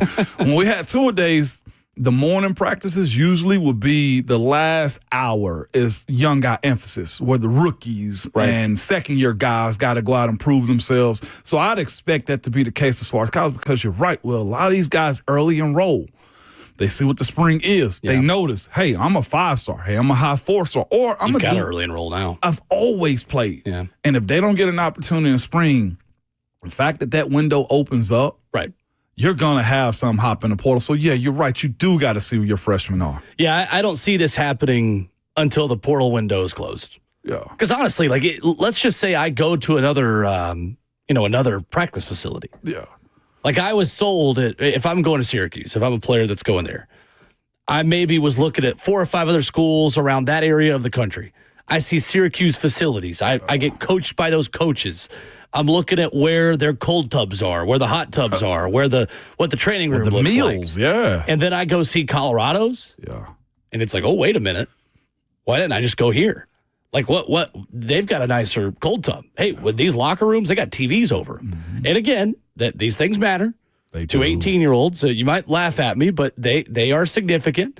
Hey, we're an Adidas school. They're a Nike school. Oh, their gear hall. Much better. Yeah. I've been a college athlete recently. That gear hall is different. It's the best part of being an athlete. That and the food. But to me, until you take away the ability to shop around while you're at joint practices, this is not going to happen. But credit on Fran Brown for being willing to take a risk. Yeah, and to clear up something, so I see we have somebody in the comments said mid-major schools. What I mean by that is this. They're not Georgia, Texas, Florida, no, they're mid-major. Tennessee, you were right. Penn State, Ohio State. Yeah, those schools right there. Like I saw something when Deion Sanders in Colorado had recently revamped their facility. Yeah. No. Respectfully, and heck, my kids eat them. Okay, they're in my house. But I guarantee you they're not in Knoxville. But they had like Jimmy Dean's breakfast sausage and sandwiches. Like at Tennessee, at Florida, at Georgia, at Bama, they're getting fresh made sandwiches. Not Florida. Florida just now because they just finally built a facility. Well, they did just but the differences are... Point taken. Frozen breakfast sandwiches aren't in Knoxville.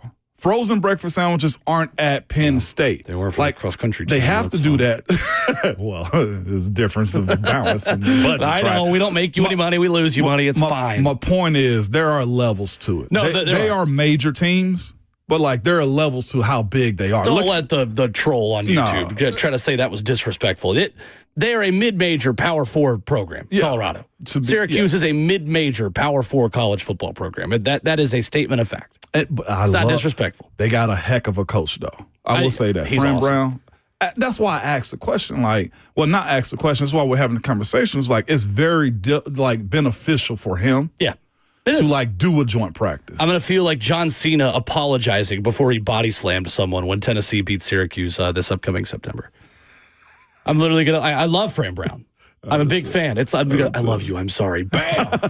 John Cena. Anyway, we'll turn heel on Syracuse as well when the time comes, Vols fans. 615-737-1045. Latest NFL headlines when we come back, including a report on a quarterback that is a safe bet to land to the AFC next.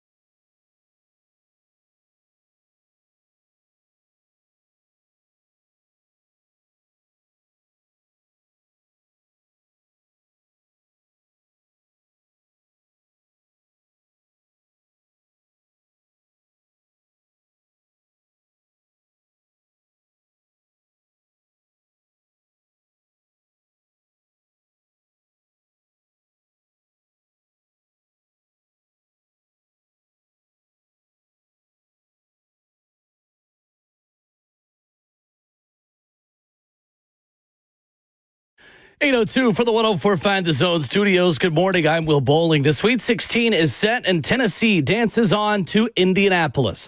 Tennessee beats UCLA 67-58 on Saturday night, advancing to a program record third straight Sweet 16. Chaz Lanier made 4 of 5 3-pointers and finished with 20 points. The Vols now get Kentucky, who beat Illinois 84-75 last night. Pre-game coverage of that one, courtesy of the Vol Network, begins at 6 o'clock here on Friday night with tip-off scheduled for 6:39. The SEC set an NCAA Tournament record yesterday with 7 teams punching their tickets to this year's Sweet 16, one-upping the previous record of 6 set by the ACC in the 2016 NCAA Tournament. Joining the Vols and Cats are Ole Miss, Alabama, Arkansas, Auburn, and Florida. In the NCAA Women's Tournament, 5-seed Tennessee Lady Vols yesterday get to the Sweet 16, beating Ohio State 82-67 in Columbus. The Lady Vols make the Sweet 16 in Kim Caldwell's first season as head coach, as now they await the winner of 1-seed Texas versus 8-seed Illinois, which is this afternoon. Nashville SC picked up its third straight win over the weekend, beating CF Montreal 3-0. The win gives the boys in gold their best 5-game start to MLS play in club history with 10 points. They'll host rival FC Cincinnati in Geodis Park this upcoming Saturday.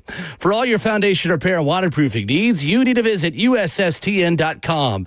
Breaking news at once on your home for the Titans and Vols. This is 104.5 The Zone.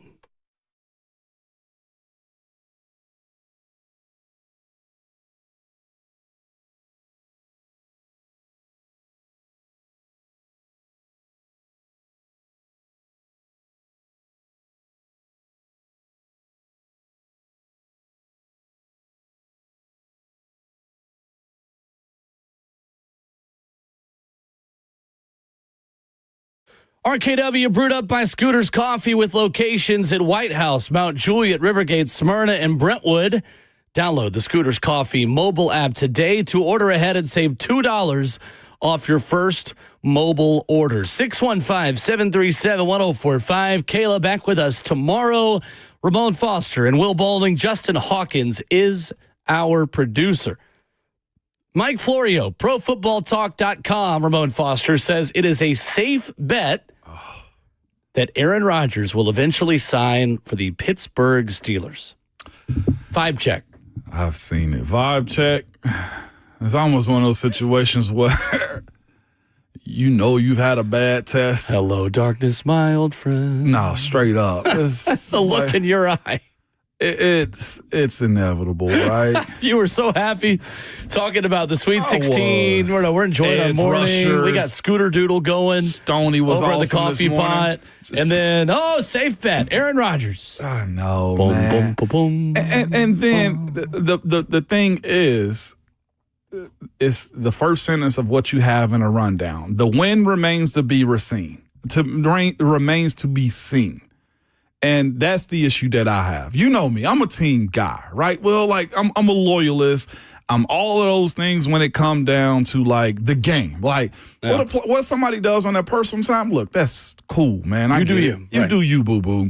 But when it comes down to, like, him going to Pittsburgh, getting into the locker room, figuring out the playbook, what you want to do, talking to Arthur Smith, figuring out the offensive line, that's a young group over there still. I know DK Metcalf is there. George got a little season under him right now, Calvin Austin. But, like, if you are who you say you are, Aaron Rodgers, commit to the program is what I would say. Yeah. And, again, I say that as somebody that's only played there, but I would also say that to any team that has signed him, whether it had been the Titans, what are you going to do? When are you getting to town to make this team better is what I would say. And that's the biggest question I have, because right now it's a bunch of media stuff as it pertains to him, which is what everybody will tell you. That's what Aaron Rodgers does. That's Aaron's. No doubt. Why? That's Aaron. God, I hate that. I know. Thank you, J-Hawk. It's really interesting because if there's one head coach that can overshadow all the crap with Aaron Rodgers, it's Mike Tomlin. I don't know about this one. Yeah, I don't either. This seems like the boss level of Mike Tomlin making it work. Like, if you can make this work and get a winning record, then... you have done a deal with the devil or a deal with the Lord. You know, somehow always just find a way. You know how I view this situation right here? Michael Scott and Ryan from The Office. That's his baby. Yeah. Like, they flirted with each other a lot. They've been creeping for a while. You see what I'm saying? And like, I look at this one, it's just like, all right, Mike T, like, you either gonna be really good, go to the Super Bowl, or this might be a scenario where it gets you let go. I think you're right. It does feel like this is the way that he could kind of tear it all down. Yeah. If this doesn't work. If it does. I mean, because he'll do you a favor. Man, if he does what he did in with the Jets, like, you find yourself picking in the top 10. It's so funny because I like Mike Florio's theory on this. Yeah. What if Aaron Rodgers is waiting to announce that he is going to be the quarterback of the Steelers at Pat McAfee's live show in Pittsburgh that's coming up in a couple weeks? Pat McAfee has sold out the arena in Pittsburgh to do a live show the first week in April. Okay. And that's his boy. It is. Big And time. Mike Florio writes and says, it remains to be seen when the announcement will be made. If only there was an event coming up next month in Pittsburgh featuring the guy whose show Rodgers appears on every Tuesday during football season. Oh, wait, there is. I know. But you know what? That would be very Aaron. To be fair, there is still time. Okay, the only people that are working out right now are guys that are guys. There's still time for us to make another decision. It is, but like, the offseason program really doesn't start until 4/20. I'm guessing it'll be like April 21st. That's a Monday. Most teams Think do. Aaron's working on 4/20? No, absolutely not. They don't even test on that day no more. You hear me? That's when the off-season drug testing program starts. You will see Aaron Rodgers there on 4/21. Let me tell you, that's Christmas for a lot of folks. What I'll tell you that. But the off-season program don't start till like late April. So that honestly lines up. Like, is it not Aaron Rodgers for him to do something on TV? Which is, again, most quarterbacks don't like being this type of diva. Not It's this very type. Aaron. They like It's very attention, Aaron. but not this I know. much. Who would you rather have You starting just at did quarterback? You No, did. it's the biggest story in the NFL right now. This is better than to you. Me, I'm trying to avoid it's this the biggest. story. Just because you don't like it doesn't make it a big story. I know. This is all about me. Yeah, you love it. But go ahead, though. What were you about to ask? Would you rather have Mason Rudolph or Aaron Rodgers start this season for the Pittsburgh Steelers? Talent tells me I'm supposed to want Aaron Rodgers. I'll be completely honest with you. But I do want to It's not who you're supposed to want. Who do you want? Give me Aaron. Okay. Give me Aaron. I ain't even going to play that part. I think that's the right and answer. Mason's my guy. Mason's my guy. 100%. But give me Aaron. Honestly, I think without this past season for Mason, I would say Mason. Before, yeah. But considering the way he played with this Titans offense last season, now I would say Aaron. Yeah, to for be sure. honest with you. And again, here's I'll do what everybody else does in this situation. It's just naturally how it should be. The guy has what you're looking for in a quarterback, right? Supposedly. You want to blame it on everything that comes out of the Jets is bad. That's what I'll lay my hat on and say, you know what? It's going to be bad there regardless. Considering the team that he has, specifically the defense and the veterans that he has on that team, like, that offense has no leaders. Yeah. It doesn't. I don't know if DK Metcalf is one, but I know they have no strong leader. It's one thing to say that everything coming out of the Jets is bad when you're talking about a 25-year-old. Aaron Rodgers is not that. He's 40. He's 42 this upcoming season. That's my thing on Aaron. I just don't think he's bad, but I think for a program and for a franchise like Pittsburgh that needs to win right now and wants to take a step forward, this isn't the best way to do it. It's not. They're in a very crucial phase right now where they've stacked up a lot of talent. They always hit on the wide receiver. They got a couple of those. They traded for DK Metcalf. They got Cam. They got TJ. They got Alex. They got Minka. No doubt. They got everything you want. And that's the issue that I feel like most organizations need a reset or pull what the Green Bay Packers did, though, Will. Go get Jordan Love. Have a succession plan. Have a succession plan in place. But that means you're also wasting a first-round pick. And you're hurting yourself in a win-now window to stockpile talent. It is hard to rub your tummy and pat your head at the same time. It is. And we said that before. Like, it's hard being good in the NFL. This proves it. On a smaller scale, the Titans used a third-round pick on Malik Willis when they could have added wide receivers to help make Ryan Tannehill continue to be better. You were in that window to win, right? Yeah. So which one do you sacrifice? But to your point, if Aaron's in it, I ain't got no choice but to support it anyway, right? I'm going to side out the hell out of it, though. I promise you that. It's interesting. Yeah. It is very interesting. But it's also it's a late career defining moment for Mike Tomlin. It is. Because No doubt. again, if he misses, now it's a matter of what happens after this year if he goes back. Does he want to go to the booth? Or do you find yourself in a position to be like the Titans? Coach somewhere else. No, I'm serious. Right. Like the Titans. This is a prime situation for a guy like him. If Mike Tomlin is available next offseason, that's the kind of guy that you prematurely fire your coach to go hire. Like there will be serious. signs, Will. I'm serious. Now, granted, this organization's building a stadium. This organization's paying fired coaches and GMs. Cash on hand matters. Yeah, it does. And they're paying a lot of it to build that place over there. They're willing to do that again. I mean, things would have to get really bad for them to fire Brian Callahan and start over, even if they wanted Mike Tomlin. But you quickly, would. Oh, yeah, in a perfect world, you definitely would. If the Shedeur Sanders drop really is real and he is available for the Pittsburgh Steelers, would you take him? I would take him. I would too. I would too. The support is there. That's what we've spoken about here as far as taking Cam number one. 100%. Or do you build the team up? I think Shedeur Sanders has a pathway to success as an NFL quarterback if he is drafted into the right situation. That, to me, would be being drafted into the right situation. Yeah. I think Pittsburgh would be great for him. I really do. Yeah, I do too.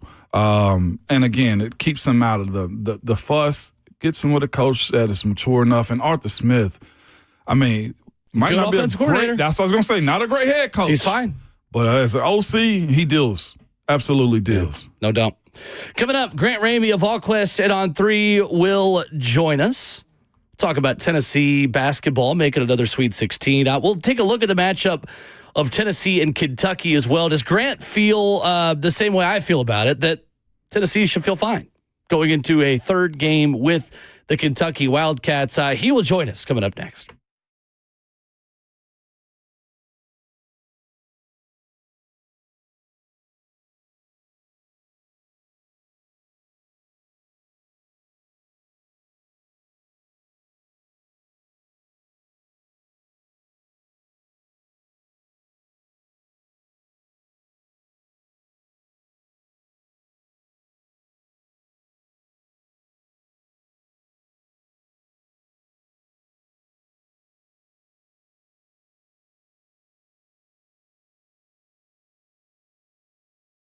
It's Ramon Foster for the Wellness Institute of Nashville. Good people, man, they have my seal of approval on this deal. That could change your life. It's the Behind the Lines offer. Right now, it's a $37 consultation that includes a doctor's visit, x-rays if you need them, and your first treatment. If you need more in-depth treatment because you are part of the Zone family, they will give you 50% off spinal decompression treatment, which is clutch. I've had it done myself, and it is amazing, man. And more amazing is the doctors there, man. Dr. Mitchell and Dr. Ashley just want you to get better. It's that simple, man. You know, my body and yours, too, have taken a beating through all the things you've done in life, whether it be lifting, picking up kids, just day-to-day tasks, and some of it, be quite honest with you, just genetic. What I'm telling you is this, man, what the Wellness Institute of Nashville can do is make you pain-free, and it's very simple with them, man. They have the best technology around, whether it's lasers, the state-of-the-art spinal decompression machine, or the zero-gravity machine. Listen, start your pain-free life right now by calling the Wellness Institute of Nashville at 615-246-5009 or go to painisbad.com.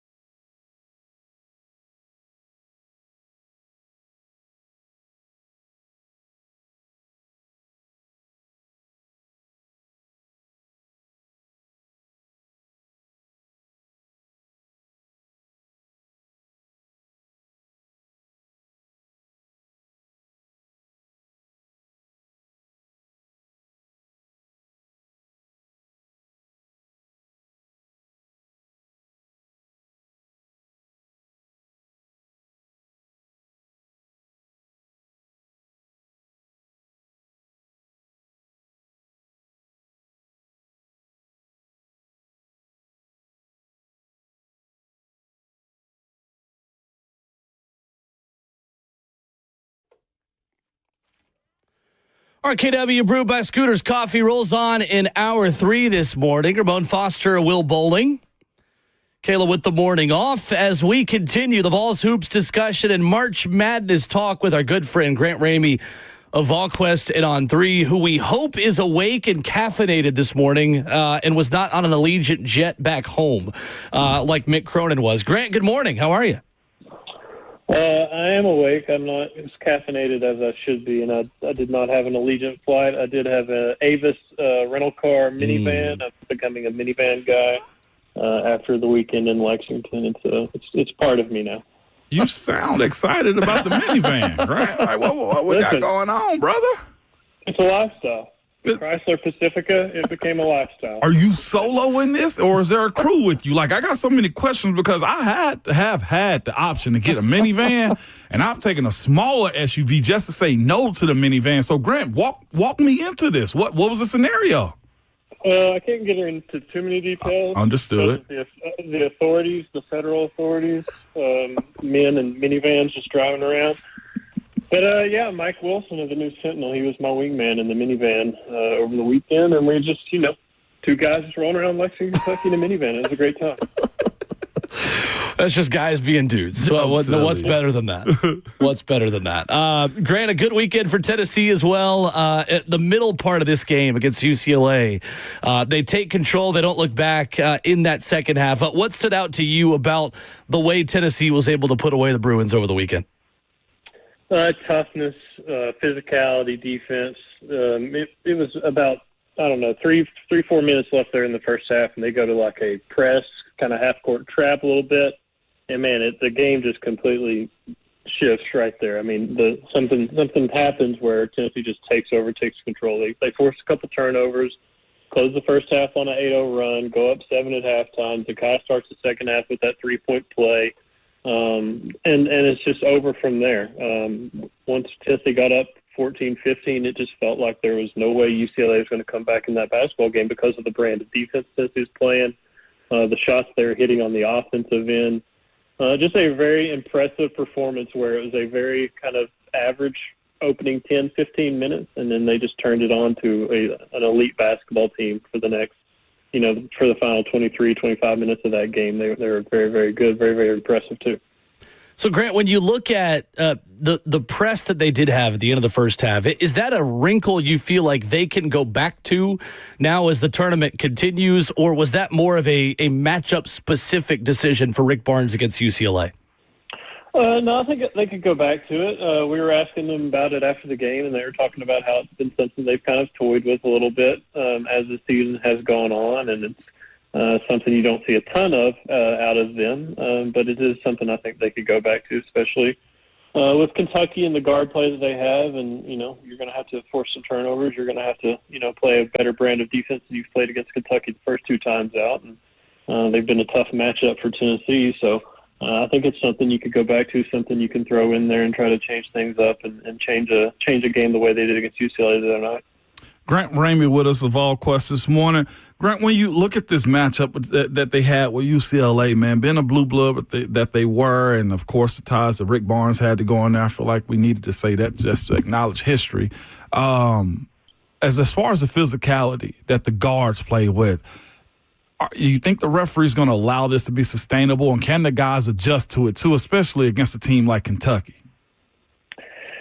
Well, I mean, what's frustrating is you watch the first, 10 minutes of that UCLA game, and everything's a touch foul. And Sky Clark and Eric Day, they have 2 fouls in the first 4 minutes for UCLA. And then Jamai Mashak has 3 touch fouls early in the second half. And it's changed the game. So what you would hope for is something that's just consistently officiated. The problem with college basketball is, if you don't like the way the game's officiated, just relax because it's probably going to flip for the second half, and it's not going to be consistent. It's not going to be the same. So hopefully they let them play, and it's not something where there's enough storylines going into this game, and there's enough drama and all this stuff between Tennessee and Kentucky and the Sweet 16 and Indianapolis and all this stuff that it's not determined by officiating one way or the other, and that it's just it's a good physical basketball game, and they let them go. But I mean, Tennessee's going to try to, play that physical brand of basketball. That's it's something with UCLA that Tennessee players were talking about. They heard UCLA players on Friday in their press conferences basically saying, they're a physical team, we're a physical team. They're a defensive team, we're a defensive team. They want to be a scrappy team, we want to be a scrappy team. And it was kind of like the Michael Jordan. I took that personally because they wanted to basically show them that they're the defensive team. Tennessee, that's like what UCLA was trying to say about themselves. Tennessee's like, no, that's us. Like that's the way we play. That's our style. Like y'all aren't us, and they had a point to prove there, and it felt like they showed it the last 25 minutes of that game. Grant, you at least want to get 2 SEC teams to the Final Four, right? You want all 4. But with that being said, is this a good starting ground, a stopping ground when it comes to the SEC giving 7 out of the 16 Sweet 16 teams? Like, is that an accomplishment for the SEC in general, or should it be a little bit more considering how many teams they got in? It's an accomplishment because it's a record. It's an NCAA tournament record. I mean, you started the tournament with a record 14 teams in the field, and to still have 7 alive after the first weekend, I think is pretty impressive. I mean, Texas A&M flirted with the Sweet 16. They had 10 minutes left, and they had, I think, a 10-point lead against Michigan. Then Michigan goes on a crazy run to close the game. But for Arkansas to get here and go through St. John's, one of the toughest teams, one of the the teams that everybody's picking to go a long ways in this tournament. I think it's insanely impressive to get 7 teams there when you could have had maybe 8. I mean, it was going to be hard to go into this tournament and live up to all the hype and stuff that had been talked about the SEC throughout the regular season. But I feel like they did that by getting 7 teams here, and who knows how many are going to keep going. But I think it's been a really, really good start for the league.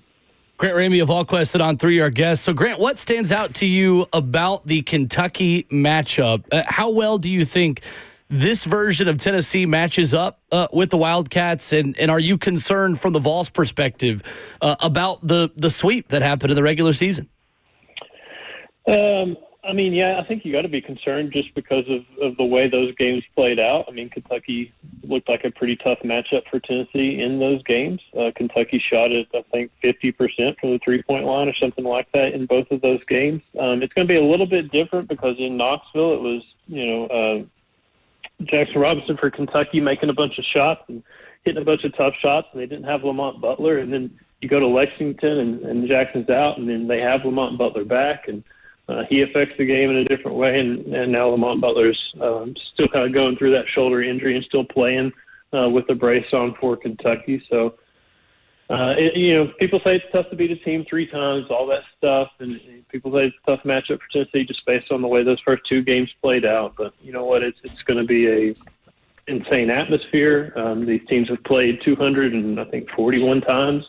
Over the last 115 years, they've never played in the NCAA tournament, and here you are in the Sweet 16. And obviously, it's going to be a very motivated team, Tennessee basketball team, because they're a prideful bunch, and they did not show themselves very well in those 2 games. I mean, they had a 3-point lead, I think, if I'm not mistaken, at Kentucky with 5 minutes left, and they just did not play very well after that. And they don't lose very many basketball games. I think they went 61-5 at home. Jemai and Zakai, this group of the senior class. So they didn't play well at home either. So I think they'll have some points to make, but it's going to be, let's see if they can make them, because it hasn't happened the first 2 times. Grant, what do you attribute Kentucky's hot 3-point shooting against Tennessee to? Is this defensive breakdowns by the Vols, or simply the luck of you play Kentucky enough times that they're bound to hit some threes against you, considering how many they take? I like Mark Pope's scheme. I like the way they play on offense. I think he's a very offensive-minded coach, and he's had success there, obviously, to do what he's done in year 1 at Kentucky, to get this group together and to get them to the Sweet 16 for the first time since 2019 is crazy impressive. But they just kind of got Tennessee in rotations defensively, and just kind of kept finding open shots and hitting open shots, hitting tough contested shots a lot in Knoxville, feels like. That game was a long time ago, but I do remember a bunch of tough shots being made in that game. So I don't know. It's shot making. It's scheme. It's a little bit of everything. Now we'll see. It's going to be hard to do that 3 games in a row, especially against a Tennessee team that prides itself obviously on defense, and it's the number 1 3-point defense in college basketball. So we'll see if they regress or if they keep going, because it's been crazy to watch the first two times. I can't imagine what it's going to look like in the NCAA tournament setting. Grant, when you look at this matchup with Kentucky, the last time specifically, Chaz Lanier was bad from the three-point line, and that plays a huge part into this team in general. Look, you live by the three, you die by the three sometimes. His life that he has in games, especially like last one against UCLA, was good. Against Kentucky, not so much, man. What has been this, if you can see it, his issue when it comes down to shooting against Kentucky? And is that something you see carrying over also for a guy like him? Well, I would be much more concerned if he did not shoot it as well as he did in the first and second round of the NCAA tournament, because he went 0 for 7 at Kentucky when they lost at Rupp in February. And then he goes right back to Rupp and he hits 6 threes against Wofford in the first round. And he hits 4 more against UCLA in the second round. And kind of the guy he's been really since the postseason started. I mean, he scored 23 against Texas in his postseason debut at Tennessee in the SEC tournament quarterfinals. He played well the entire weekend in Nashville, and then he kind of just took it to a different level in the NCAA tournament this past weekend. So I think he's got some I'm sure he'll want to prove himself better than he showed against Kentucky those first 2 times. I don't know if it's a matchup thing or if it's a mentality thing or if it's that rivalry thing, but he's a lifelong Tennessee fan, so that means something to him playing Kentucky. And I'd be a lot more concerned if he went to Lexington and shot poorly the first weekend of the tournament, but the way he played, it's been something to see, and I would expect him to continue to hit shots for Tennessee. Just because it's Kentucky, Grant, like I told Will this morning, I feel like my anxiety is just bubbling, not high, but bubbling. The BVS is flaring up a little bit, Grant. Just a little bit, man. Where do you think most of this fan base is as they look at this game? And I know you can't speak for everybody in this fan base. I know Ron Slayer's probably like, hell yeah, we're going to beat them. It don't matter. Don't matter where they at. Just put the ball down. No, don't put the ball down. You toss the ball up in basketball. I'm still talking football here. With that being said, Grant, where are you on a scale of like 1 to 10 as far as anxiety or just thoughts of this game? I mean, it's just hard to imagine Tennessee and Kentucky in the Sweet 16 because they've never played in the NCAA tournament like we talked about. They've never met this far. And for it to be a second weekend game, not a first weekend game, I think if you're a Tennessee fan, you're probably thinking it's hard to beat a team 3 times, and you probably got a lot of trust in Zakai Ziegler and Jemai Mashak and those kind of guys that you've watched for 4 years, that they're going to show up and they're going to be motivated and they're going to, have a chip on their shoulder. But from how the first 2 games went down, it's easy to talk about that and do that. It's something else to go out there and execute it. I'm sure people will boil this down to make this game bigger than it is. I mean, obviously it's a huge, huge basketball game. But it's at the same time, it's a really good Tennessee basketball team. It's a really good Kentucky basketball team. I have no idea what's going to happen Friday night in Indianapolis. I know it's going to be insane. I'm sure Tennessee's going to be extremely motivated.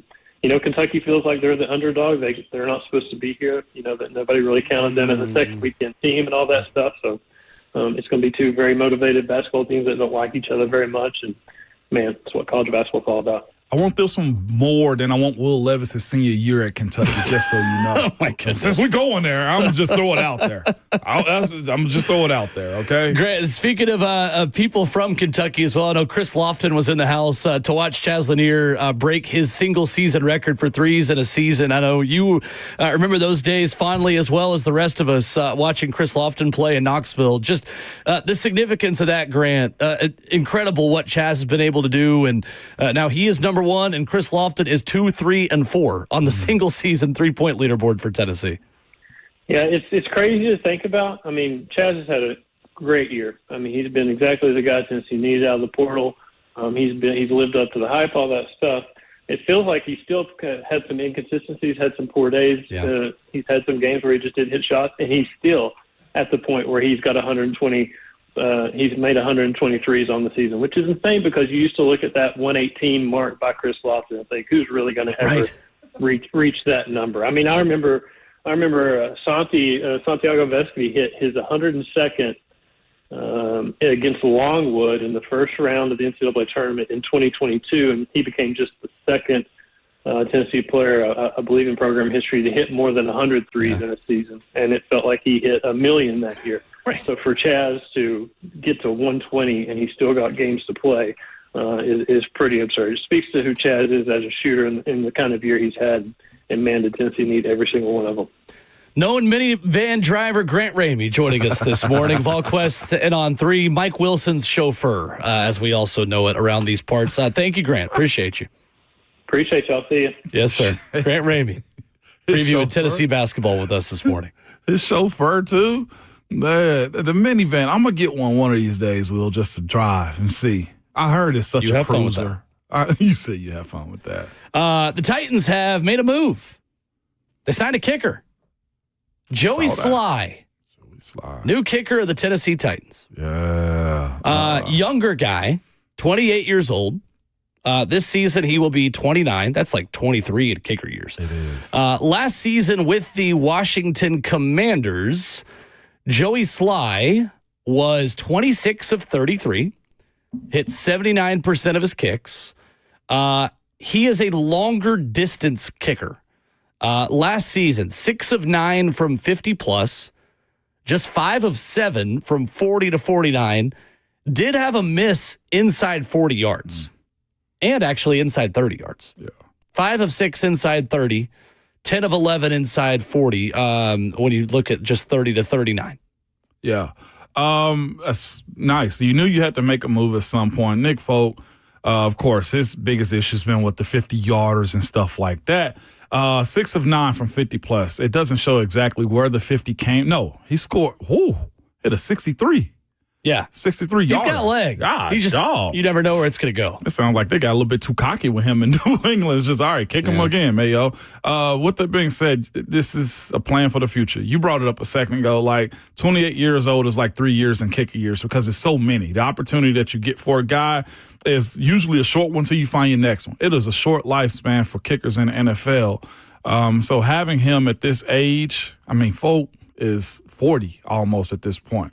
If you hit, I mean, you got your guy for years to come. We'll see what it looked like. It's touchbacks, though.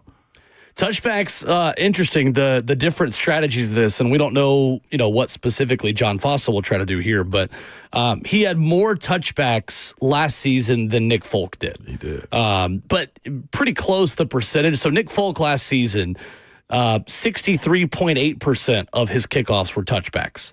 Last season, Joey Sly was at 66%. Mm-hmm. And it's a matter of, like you said, now they have strategy in this. Right. It's a play, an offensive play specifically for the special teams unit. So, I've even seen speculation they may change that rule and make touchbacks come out to the 35.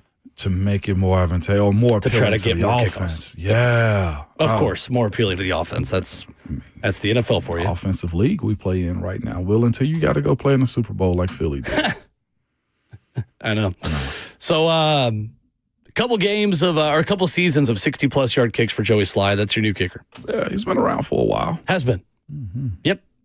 615-737-1045. The number open for you to jump in. We will do You're Not That Guy, but a different version of it. We're going to rebrand You're Not That Guy a little bit with a new name and a new vibe.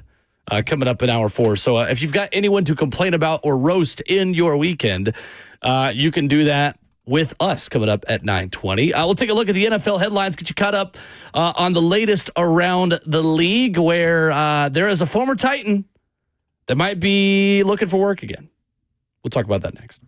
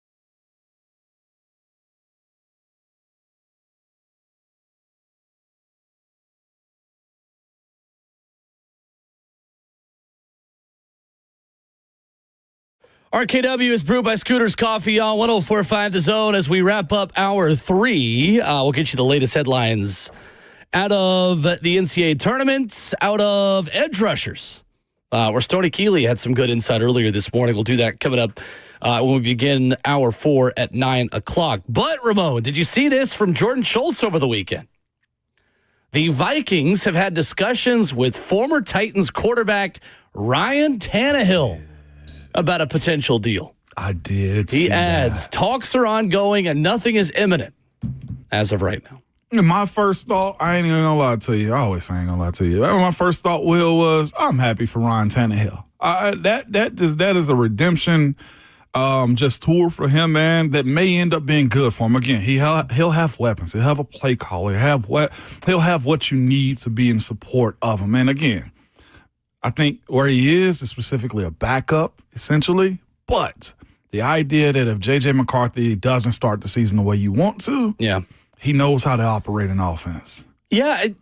Does it feel like Ryan Tannehill will be brought there to start or just be J.J. McCarthy's backup? I think to be his backup. But you may find yourself in a situation like Anthony Richardson and Joe Flacco, right? Yeah, okay. So that's the way I view that one is he's a great safety net to have. And not just that, I think it shows us in a world of veteran quarterbacks, there is still value for them, specifically the ones that can sling it. And I know that Ryan Tannehill can sling it. His decision-making at times on what he sees, although he's never seen ghosts like Sam Darnold, but if he can find a way to beat that 3-interception game against Cincinnati, man, it would be better for him.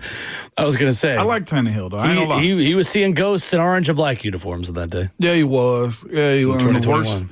Worst day possible to actually have that happen. Yeah, I think it makes sense. I think anything coming from insiders like Jordan Schultz is agent-driven. So I think there's one of two things that can be true here. And maybe there's elements of both. Ryan Tannehill's representation wants a market for him, and tying him to Minnesota adds credibility to his free agent resume. To just put it out there like, hey, don't forget about my guy. Hey, if Kevin O'Connell is maybe interested in him, you should be too, right? Absolutely. Which I think makes sense. I think it's also makes sense to try to speed up the Aaron Rodgers process. Because Minnesota, to me, is the second most likely team to sign Rodgers at this point. Giants had Jameis Winston over the weekend. Were you heartbroken? I accepted my fate when Brandon Allen was signed. That's understandable. I was dreaming of the Jameis Winston show with Ramon, Kayla, and Will on 104.5 The Zone. I'll make it work. Can you imagine that one? I'll show up to work with a smile because I've got Scooters Coffee to look forward to. And 2 for 8 for him, too. I mean, that was... Yeah, it's about right. I know, but still, that could have worked out backup well. Quarterback. It's about. He might not be the backup there though. Him and Tommy DeVito. Gosh, that they should host a podcast. They should. And Jameis would definitely be an awesome host on that show too. Oh, no doubt. I mean, and the content, Lord. As long as they bring in the DeVito's agent, Sean Solano. Yeah, that guy is interesting. They can sit outside Satriel's in Jersey. Yeah, sit outside the butcher shop.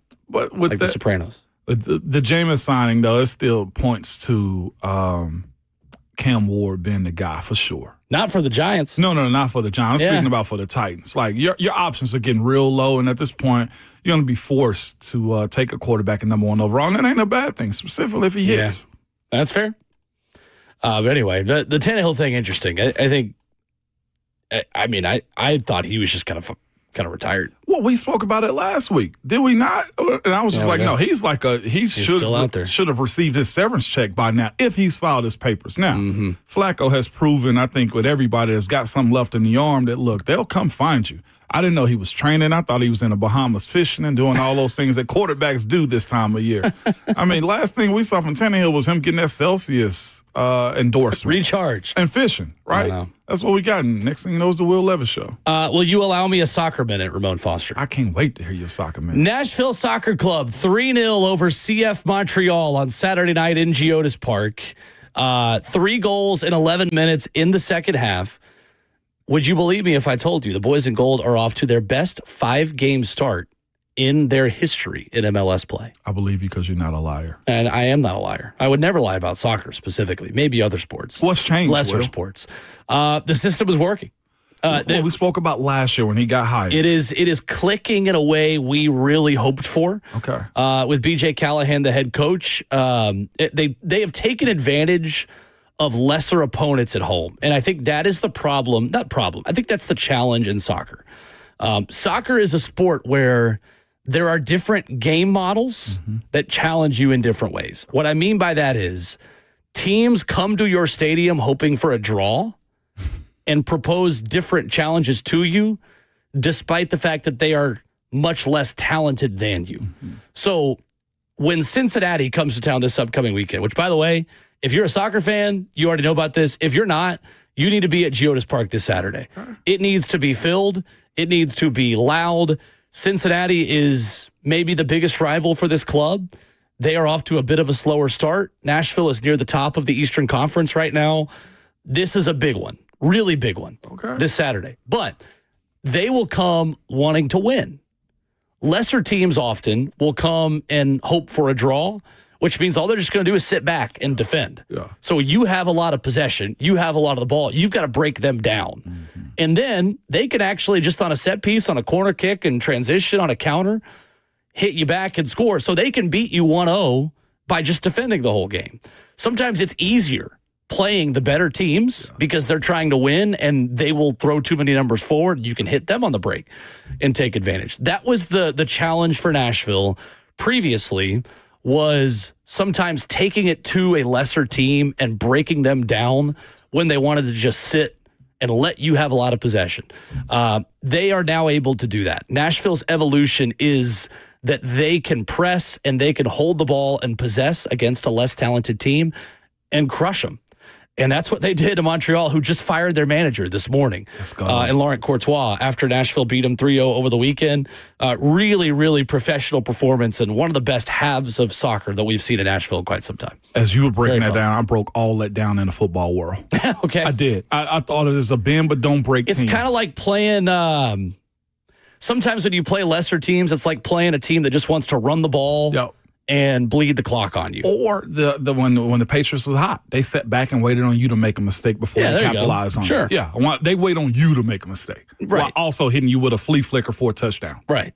And beating you 7-0. It was, everything's football. It is. That's okay. I mean, that's how for I understood our audience, it. That's how our audience understands it. It's a great breakdown for the people like me. It's a perfectly good analogy for you. I'm here for all of it.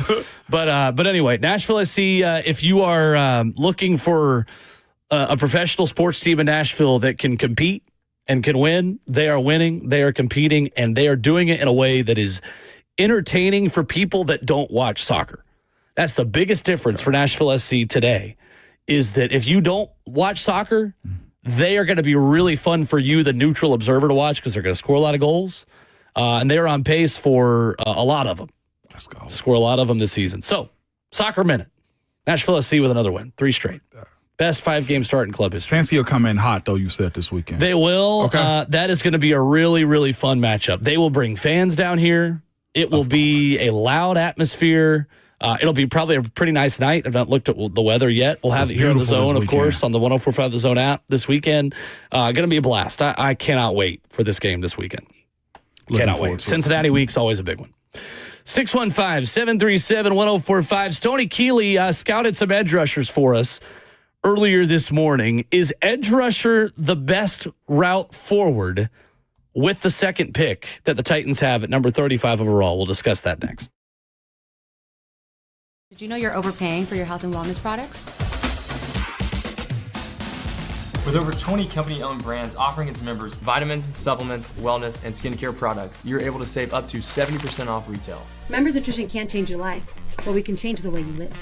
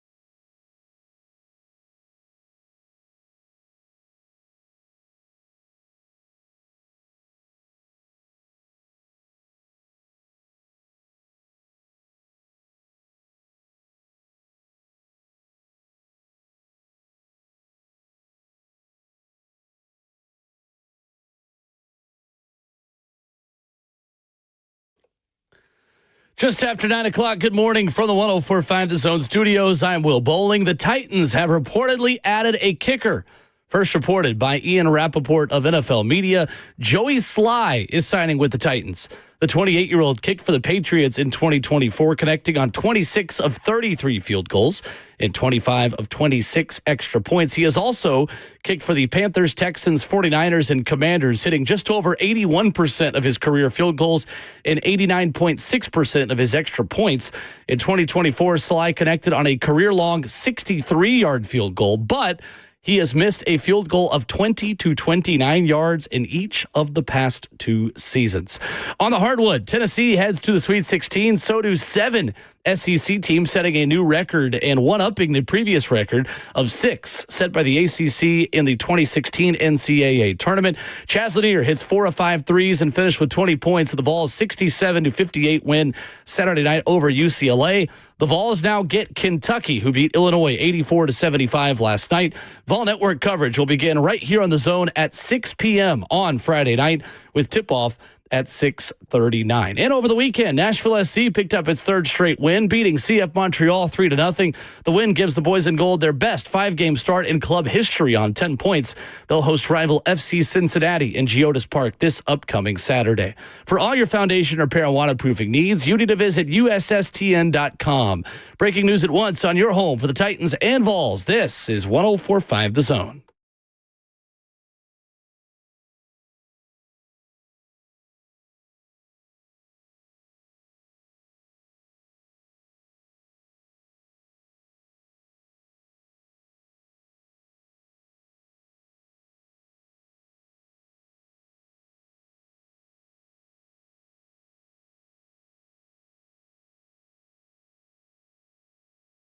RKW brewed by Scooters Coffee into the 4th and final hour. Kicking off your Monday morning and a brand new week here on 104.5 The Zone. We stream it live on 104.5 The Zone TV, Facebook Live, YouTube, Twitter, or Twitch. You can get a hot, fresh cup or a cold cup if you're into that sort of thing from Scooters Coffee in White House, Mount Juliet, Rivergate, Smyrna, and Brentwood. And make sure you download that Scooters Coffee mobile app to order ahead and save $2 off your first mobile order. Today, Ramon Foster, Cam Ward Pro Day, which means we finally get to see him throw. We do. Maybe that's why Kayla's on vacation. Maybe she's at Cam Ward's Pro Day. Hey, South Beach down ain't in a Miami. bad place to be at. You think she redirected her plane down to South Beach? I would not put it past her. Oh, my gosh. Heck, yeah. I go from Cali. I don't know where she went. Arizona, Cali. West Coast to Miami would be insane, but I do it. That would be a lot. I would do it. That would be a lot. I mean, it's televised today, too. I'm not sure if you said that or not, Will. I'm sure we'll see a lot of clips, yeah. Yeah. Miami Pro Day. Please don't do Cam Ward. Please don't do this side arm rolling to the left thing down the field. Most quarterbacks that have done that lately, they have not fared well in the NFL, dog. Zach Wilson is what we'll call it. Yeah, sure. Yeah, we'll call it the Zach Wilson. NFL Network has a Miami Pro Day special at 3:30. Eastern or Central? Central. I wouldn't give you Eastern time. That's actually late for a Pro Day. Why would they not get that in? Well, I don't know if it's live, though. Like, I think it is mid-morning, but the Pro Day special is at 3:30. Boo. Well, what you're also telling me that none of the big wigs are at the Titans facility right now. And it means none of the athletes are in class finishing their degrees. That's very true. I, for one, am shocked. I skipped that class was secondary to a Pro Day. For the 05 class that came out of Tennessee, I know I skipped class that day. 100%. You had so many guys that was about to get drafted. Jason Allen, Paris Harrelson, Jabari Davis. That group came through, man. Jeez, you wanted to be there for that one. It's such a show. Kevin Burnett. KB, yes. Kevin Burnett. Kevin Simon. Yes, the hell he was, man. So good. You don't forget about Kevin Burnett, but you don't mention his name a lot. I guess that's the same thing as forgetting about. But KB, man, was a guy. He was one of the first, like, tall, slender linebackers I had ever run into at that time. And most of the dudes back then were thicker, shorter guys, man. KB was a dog and had a good career, too. All-American. He is one of the best players from those forgotten Tennessee teams. Like, and that forgotten Tennessee team specifically, the 05 one, right? Like, that didn't have the best season. Jesse, yeah. That went 5-6. He was the guy that held up his end of the bargain. He did. And also, too, you hate to see seniors go out like that. Man, I never forget him walking down the doggone Vol walk with a full-length mink on. It was. You knew he was that guy because, again, in order to get those type of jackets back then, somebody was giving you some type of benefits. We can speak about that now, by the way. He was 04, never mind. He wasn't even on the 05 team, but still. But either way, like, he was I'm glad we have a chance to talk about Kevin Burnett, though, because he's that type of guy at the university. All-American, correct? I believe so. I'm pretty sure he's an All-American also. Yeah, I believe so. I think he's coaching now, too, around the country somewhere. I think he's in Florida. Nice. Yeah, he is. He's doing good for himself. That group is all doing good for themselves. Man. And Jason Allen, who was that's who I'm thinking of the guy that was the stud on the 05 team that was kind of the superstar defensive player on a team that unfortunately didn't live up to expectations. I'm sorry to bring up these repressed memories. He got injured, too, though. He did. Yeah, he only played 5 games in 2005, but was still drafted number 16 overall by Miami. You know why? In 06. Because that hip situation that he had going, I think he ended up running like a 4.4 still. That size, the way he covered at the time, like Jay Allen was that type of like DB. He was him. Physical. No doubt. Yeah, absolutely. He was one of the first dudes, too. I never forget coming back to the university, and this is when, you know how it is at UT or any college. When the guys get drafted, they come back. He said something about spending like some money on a $100 shirt. And at that time in 05, Will, blew my mind. $100 for a T-shirt? And it was just a in T-shirt. this economy? In Literally. this economy?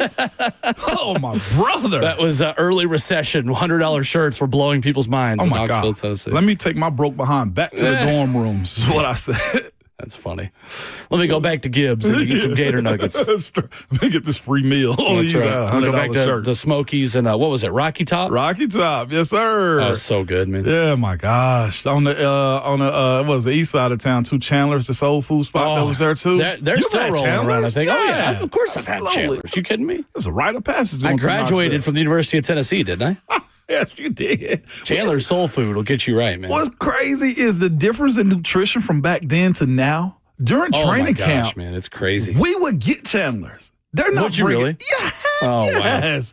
Wow. We used to get Chandler's as like the late afternoon snack after practice and stuff. Of course, y'all get late afternoon snacks. Oh, my God. That's all football teams do, man. Feed you. Because you guys would get all 3 meals. Yeah. Like football players would be leaving practice in their slides because every football player ever after practice has on their long Nike socks still, the long shorts they give you and slides. Nike slides. With a to-go, many of you, 2 to-go no, for real. styrofoam containers of just full of food. Yeah. And we're looking at their leading our practice like, all right, where y'all want to go eat tonight? And a backpack full of Gatorade. Who's cooking? But you say that, Will. I had a backpack full of Gatorade. You're right about that. You said that like y'all didn't get 3 square meals at the university? No, we got 1 square meal. 1, which again was, we still had to pay for it, but Smokies was great. Don't get me wrong. I never had Smokies. Smokies was terrific for lunch. And actually, we got free breakfast. I am the type of person that if you give me the option of sleeping an extra 30 minutes or eating breakfast, I will always sleep an extra 30 minutes. Really? 100% of the time. Yes. Suffer through. To this day, I would rather sleep than eat. Oh, my gosh. Now, once I'm awake, I'd rather eat than sleep. But in the morning, when that first alarm goes off, no, I am never eating over sleeping. Nah, see, that's the difference right there. We had too much work to be out there starving like that. Well, right. Yeah, and that's also why I was, I had to run around in the shower to get wet. I was so skinny back in the day. So I wasn't eating. Have you ever heard that one before? No. Oh, yeah. I never heard that. No, you're so skinny, you got to run around in the shower to get wet.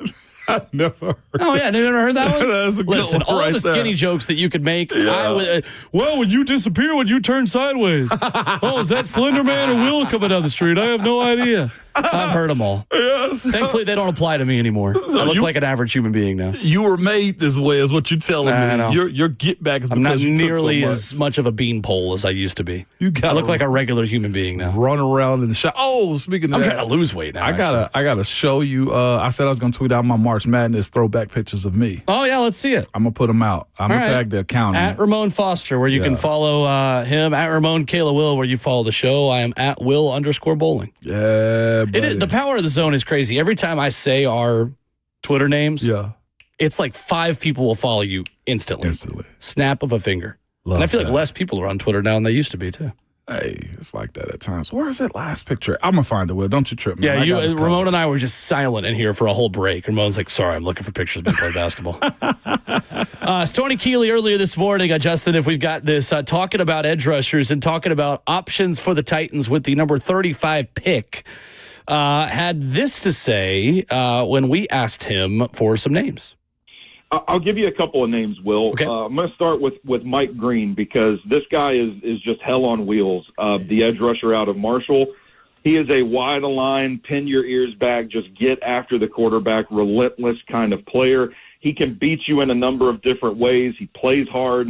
I thought the tape against Ohio State where he had to go up against that offensive line was a little bit of a prove it for me that he could do it against better competition. He's added on weight since the end of the season, but there are some pretty big red flags from a character standpoint with Mike Green, stemming back to a couple of different incidents where he's had some allegations placed against him.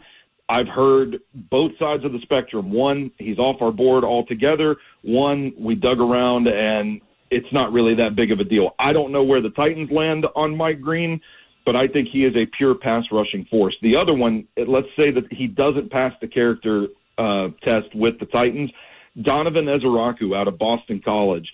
Deep bag of moves. He's a little bit undersized, but I think this guy has some speed, some burst, some bend around the edge. He has a wide toolkit from the pass rush position. Could be a difference maker pretty early on. That was Stoney Keeley earlier this morning, the RKW draft expert, who you get wherever you download podcasts, coming up in 45 minutes as well. Ramon, I feel like if you go with where the board tells you to go, you take an edge rusher with the number 35 pick, even though receiver is one you need.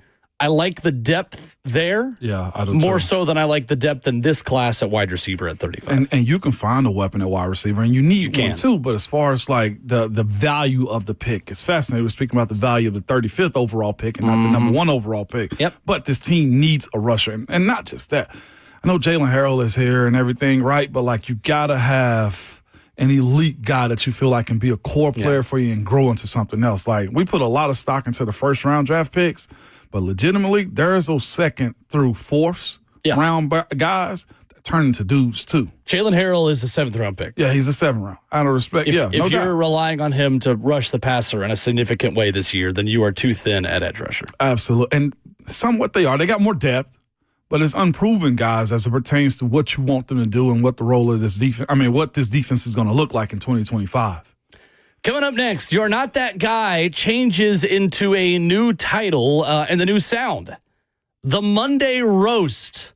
We roast up Scooter's Coffee here at 104.5 The Zone. We love it.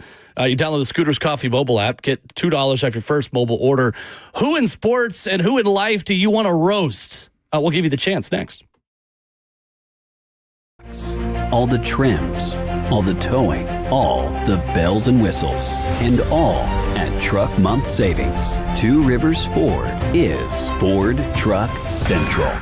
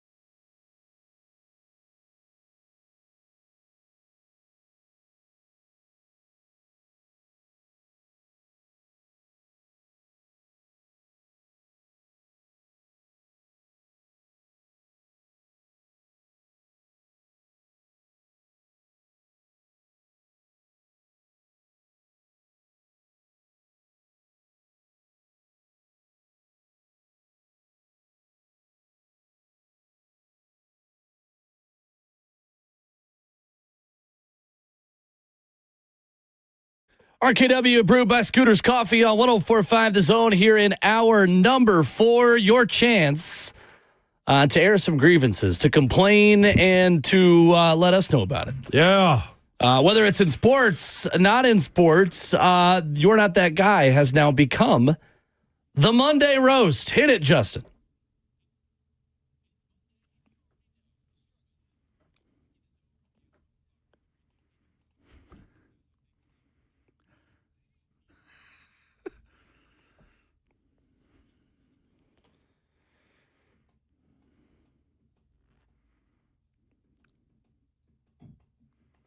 That is right. Hey. The Monday Roast on RKW. We're roasted by Scooters Coffee with locations in White House, Mount Juliet, Rivergate, Smyrna, and Brentwood. Download the Scooters Coffee mobile app today to order ahead and save $2 off your first mobile order. Ramon Foster, who do you want to roast this morning? Man, I got some good ones this morning, Will. My morning roast goes to, first and foremost, went to church yesterday, had a beautiful sermon, okay? It was awesome. Needed that one. Thank you for the disclaimer. It was awesome. I met your good friend. I told you, Reed at church. Yeah, that's right. It was a good time. Shout out to Reed. Lovely dude, man, he and his wife. But afterwards, I asked my youngest, because my oldest wasn't home this weekend. It's like, Miles, where you want to go to, man? I named off some places we went to. The Waffle House. Okay? The best. I gave Miles some nice options, Classic. too. It's like, Miles, where you want to go? Well, you know, him being the only one at home with us on Saturday night, you pick. You went to the Waffle Awful, okay? Went to the Waffle House. We're sitting in there in our table, man, and this morning roast go to messy older people, okay? Messy, okay? We're sitting down at our table, and this lady and her family is sitting at the desk or whatever, at the front. And she turns around to the lady who had just gotten seated, okay? And she says, let's just give her name, Susan. Hey, Susan, didn't see you at church this morning. And I was just like, whoa, nobody in this establishment knew Susan didn't go to church but you. Why did you out her like that? Messy older people, stop doing it. Well, I get it. You're at a point to where honesty is always the first thing that comes up to you. But there was no reason for you to out her and her husband this morning that they didn't go to church. Come to find out, Susan did go to church, okay? She was just in the back this Sunday, okay? So you leave people alone just because you feeling holier than thou and you feel like you got the right to call people out. Messy old people, man, get roasted this morning. You ain't got the right to do that. I love it. I love it. A good first Monday roast. That's the crazy passive aggression of, we really missed you. Well, I don't know. Man, there's good intentions behind that sometimes. It was good intentions. You know what I'm saying? It was good intentions. That's funny. I thought you were going to say people were just messy leaving like waffle pieces all over the booth because that happened. Yeah, if that doesn't happen there, then you don't want it. You in a good place then, man. Messy old folks, man. I was like, come on, dog. I love it. I want to roast March Madness because we got March but no Madness in the first round of the NCAA tournament. I was disappointed. I'm not going to lie. Now, granted, I will say that a bad version of March Madness is still better than a good version of most other sports. And to be fair, it means the Sweet 16 matchups are going to be so much better. There's nothing like when you've got two blue bloods meeting together in the Sweet 16, and then you go to like Florida Gulf Coast and Xavier, respectfully, to both of those teams. We love the 15 seeds and the 16 seeds winning. At the beginning of the tournament, we don't love them when they get far in the tournament. So I'm arguing against myself. But that being said, the numbers behind this, we had no buzzer beaters in the first round. Of the 32 first round games, 20 of them were won by double digits. 12 of them were won by 20. Only 4 of the 32 first round games ended up as one possession games. The only last second victory of the opening weekend was in the first 4. The top 4 seeds in each region went a combined 16-0 for the first time since 2017. Only 2 of them did not win by double digits. The biggest deficit any of the 16 faced was 7, and there were only 32 lane changes in their 16 games combined. Wow. I'm just talking about the first round. I know in the second round they were fantastic. And look, again, I love the NCAA tournament more than any other day on the sports calendar. Not even the sports calendar, just the calendar. My 3 favorite days of the year are the first 2 days of March Madness and Christmas, followed by Thanksgiving. I have very high expectations, and I'm roasting the madness for leaving me just a little bit disappointed. It might make the Sweet 16 better. The first round left me a little bit disappointed. March Madness, you're roasted. Yeah. Boom, roasted. I'm with that one. I felt like the first night was almost predictable. It was. First round, for sure. I know. It was the only upset, though, that happened. It was. Well, there were upsets, but just not as many of them that I would have liked. Yeah. I know I'm the problem because I picked way too many upsets, but that's a me problem. At least you acknowledge it. I know. There's always that. And I still don't think NIL's totally killed March Madness. I think people are too reactionary to that. We'll see. Give me 5 years of sample size with NIL era March Madness, and then we'll have a discussion about it. But I think it's too early to just say, "Oh, this is just the way it is now." Like, no, I don't think that's true either. Yeah, I just think this year, that's what happened. That's what happens. Jayhawk, what you got? All right, let's stay in the tournament. Let's go Dan Hurley of UConn leaving the game. Did y'all see this after the game was over? Leaving yesterday after the Florida game. He goes to Baylor, who's next up on the court to play Duke. He goes straight to Baylor. I hope they don't screw you. Now, I'm not using the expletives. This is a radio show. I hope they don't bleep you. I hope they don't bleep you because they bleeped us, Baylor. I really hope they don't. Look, Dan Hurley, it's not like you were doing enough to win the game. In the game, you shot 8 of 29 from 3. Yeah. 37% from the floor. Okay, you didn't score enough. You fouled 21 personal fouls in the game. Florida had 17. It was a pretty even game. You just didn't do enough, Dan Hurley. You're not going to get the three-peat. I'm sorry. It is what it is. Boom, roasted. Take the Hurley. He's gone from the highs of highs to me to he's just simmering now with me. Yeah, and he is the classic example of you love to have him on your side and you just hate to have him against you. I think so. No doubt about it. He's earned a lot of his ability to trash talk, but that doesn't mean I have to like him as a person when he does it. No doubt. Just take the loss and get off the court. Yeah, I'm with seriously. you. I'm with you. I got another goat one, but I don't want to take a callers if we're going there already. Well, let's go. Actually, I think I took most everybody. You took most everybody. I got a good one. I can't wait. Alvin, first up of the phones. Who do you want to roast? 615-737-1045. What's up, Alvin? It was Hurley. I want to just take the pacifier out of Lisa Simpson mouth bar and put it in here to stop the firing up. Take the pacifier out. Take the pacifier That's great. away, Alvin. Alvin, who are you a fan of in basketball? I'm a UT fan. Go Vols, baby. There it is. That's what I'm talking about, baby. Hey, we got to get these cats on Friday, man. God, I want that dub. Yeah, I feel like people of all fanhoods don't like Dan Hurley at this point. No, well, you don't. You do not. Absolutely. I like it. My next one. Hit me. It's appropriate. Okay. I'm attacking the action, not the person, before I go there. Okay. Ohio State's Cody McMahon. Okay.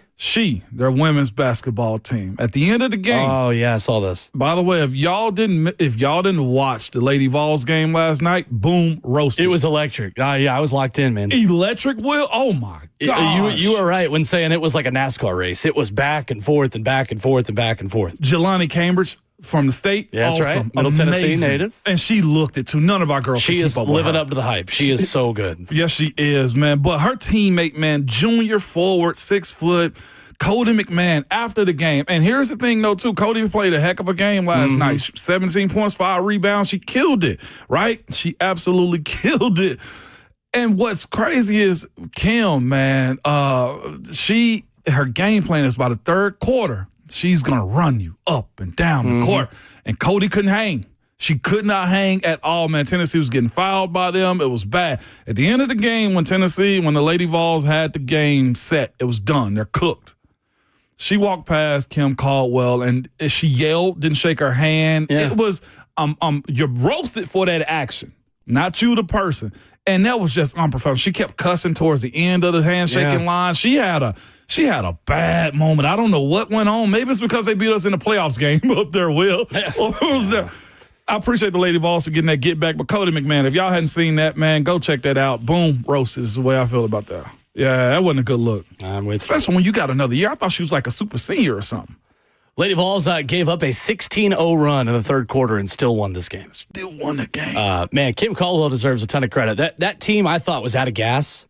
Kind of wilted down the stretch a little bit. They lose in blowout fashion to Michaela Blake's and Vanderbilt in the SEC tournament. No shame in that. Vandy had a terrific season themselves with Shea Ralph, but they really used their, I think, about 13-day break really well. And Kim Caldwell talked about it and said, well, we're about to find out if we managed this right.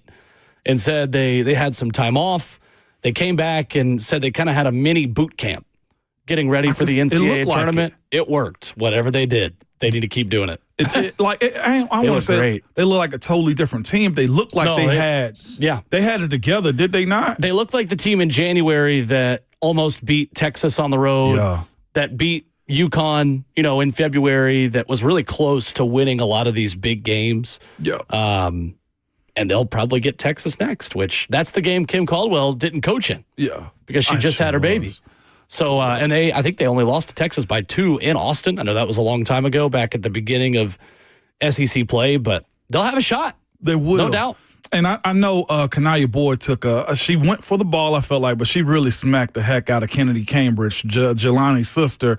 But I say all that to say this. There was an element of physicality that the Lady Vols played with also that I think is going to be necessary for them, man. Z Spearman, of course, being around the boards. She's gotten so much better. She has, man. Yeah. And I don't know if y'all ever, on the women's game, I hadn't watched it in detail as much as I have in the last 2 years or so, but I don't know if there's a better pickpocket, man, than doggone Talasia Cooper. Oh, man, she's unbelievable. She's got the quickest hands out there, and she abused, I thought, Ohio State guards last night. She is the perfect fit for Kim Caldwell's system, too, is the crazy part. Like, she was inherited by Kim Caldwell as a McDonald's All-American in South Carolina, who had to redshirt last season because she transferred outside of the transfer portal window.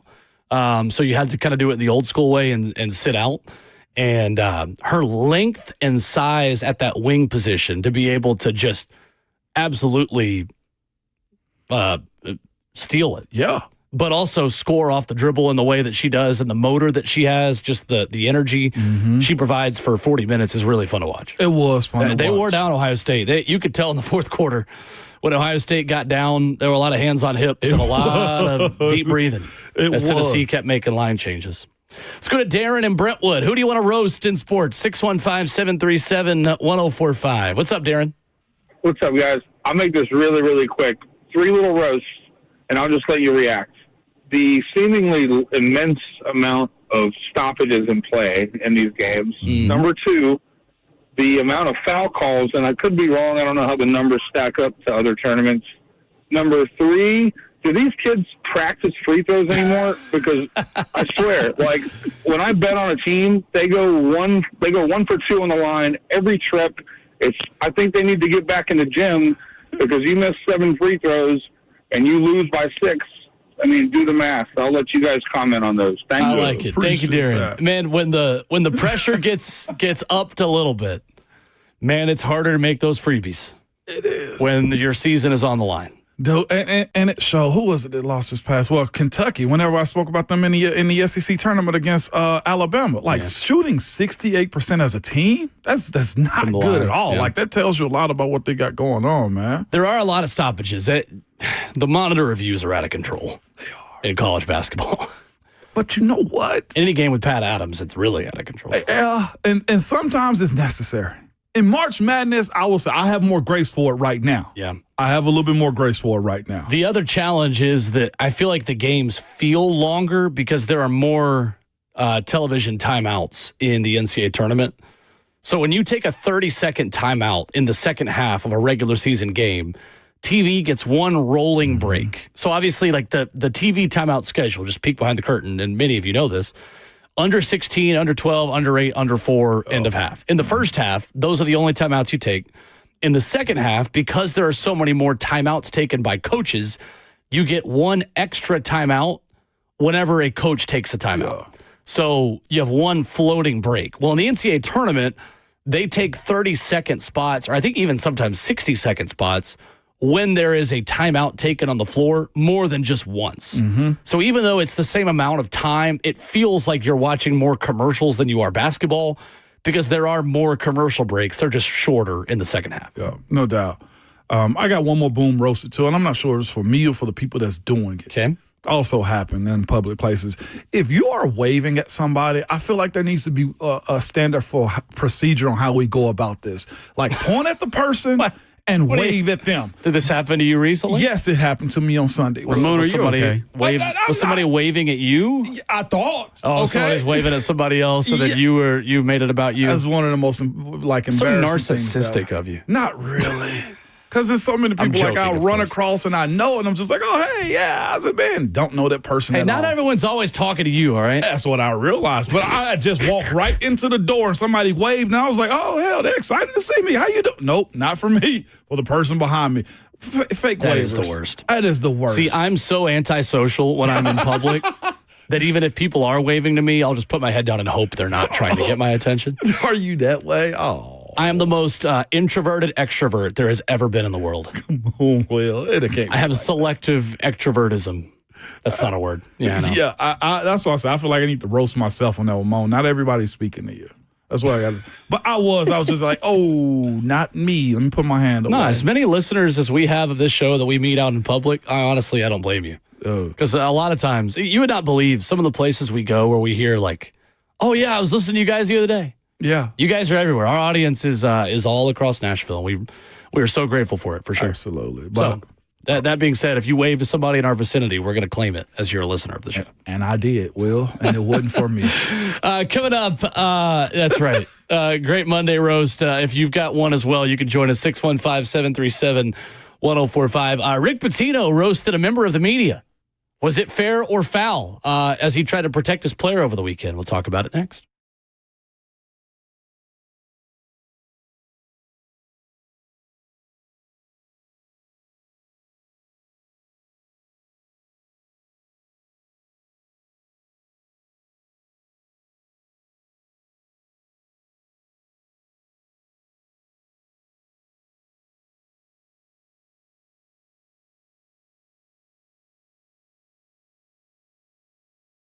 It's Ramon Foster for Secure Lawn, man. I'm getting ready to talk to you folks out there. You know who you are. You're the ones that walk around your yard every day getting mad when you see weeds. You obsessively care about your grass, your spouses. And friends, they tell you you talk about your grass more than you talk about anything. And that's because you want to be the envy of your neighbors. Guess what? Secure Lawn is a company for you, man. If you want a company that will be here for you year after year, it's Secure Lawn. If you want a lawn company that is not getting sold, it is Secure Lawn. They're right now celebrating being in Middle Tennessee for over 20 years, man. They're family owned and operated, and killing weeds is what they do. If you want your grass to look like something out of a magazine and be the envy of your neighborhood, this is the company that you want to subscribe to. Listen to me. They are worried about making sure you have a prime service. And what that means is this: every team member that shows up to your house will be properly trained and prepared to make sure your lawn is the best in the neighborhood. If you want to get a head start on your grass the same way I did, man, reach out to the company that I trust. You can call them at 615-893-8455 or go to securelawn.com.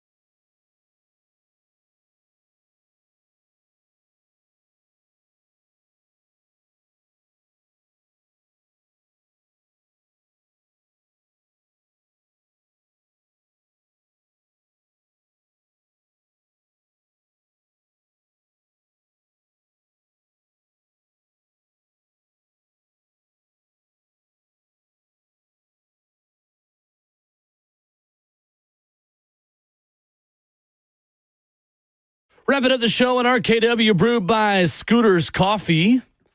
Download the Scooters Coffee mobile app today to order ahead. Save $2 off your first mobile order. Get you one of those waffle bites.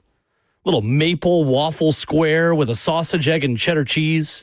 Right there, the inside of it. It'll be hot and ready for you. Oh, my gosh. I'm making myself so hungry. Yeah, I told you go ahead and order something on the break. You're just like, oh, I'm good. If you're in White House, Mount Juliet, Rivergate, Smyrna, and Brentwood, around those areas, I get to that area to go get some Scooters Coffee to start your week. Cam Ward Pro Day today, and the Titans have a full court press on to continue with the March Madness analogy. Just saw this on Twitter from Paul Gaharski, who writes that the Titans contingent at Miami Pro Day, Ramon, is Chad Brinker, Mike Borgonzi, Reggie McKenzie, Dave Ziegler, Brian Callahan, Nick Holtz, and more. Who's not there? I mean, they're probably taking, I don't know, security staff who's going to let him in the building when he gets drafted here to there. Hey, this is Steve. Steve will open the gate for you when you get in the mornings for practice. Make sure you shake Steve's hand. He's going to be your security guy here when you become a Titan. But you said he only took the most important people out. My first thought was, where's Bo Hardigree? Well, he said and more in the tweet, so I think he's probably there too. I mean, if you're Cam Ward, what is your mindset at this point too? I mean, I'm going to be a Titan. No, and then there's like nobody that can leapfrog him at this point unless the Titans trade out of that pick for the most part. So for him, like, I wonder what his mindset is like to overdo it or just simply get the job done. Like, and if the pro day's today, then they probably met last night too and had dinner. This is a fascinating approach to a guy that knows that this is a team that potentially is going to take him. Like more than, 70, 80% know that you're going to take him at number 1 overall. What a time for that young man, man. Congrats before it even happened. Yeah, and even if the Titans did trade back, Cam Ward's the number 1 overall pick. Yeah. I don't see a world where he's not. Yeah. Yeah. All right. If it's going to be here. So Rick Pitino went after a media member over the weekend. I, for one, am shocked. Kind of what he does. So the Big East Player of the Year for St. John's, R.J. Lewis Jr. hit 2 free throws with 4:56 remaining in the game to pull St. John's within 2 of Arkansas. Then Rick Pitino subbed him out, and he did not play again in the game. Guy that averages 18.5 points per game. He had 9 points on 3 of 17 shooting. And when Rick Pitino was asked why he sat for the rest of the game, he responded with this. Roger Rubin from Newsday. Rick, you had RJ on the bench, for a pretty long stretch at the end. Was that just because he just wasn't making them, or was there something more to it? Played 30 minutes. It's a long time. So he was tired? No, played 30 minutes, and I went with other people. You already know the answers, Roger. You're asking leading questions. You already know it. So don't ask leading questions. You already know why he didn't play. Okay. Right here in the middle. So is this fair or foul? Rick Pitino going after a media member for asking about his best player sitting for the final 5 minutes. It's both sides because you want the transparency of him giving the answer that comes straight from his heart initially. But also, it's foul too because we don't know that answer, Rick. Tell us why. Like, enlighten us as to why you did not play your All-American player. Like, that makes a whole lot of sense to us.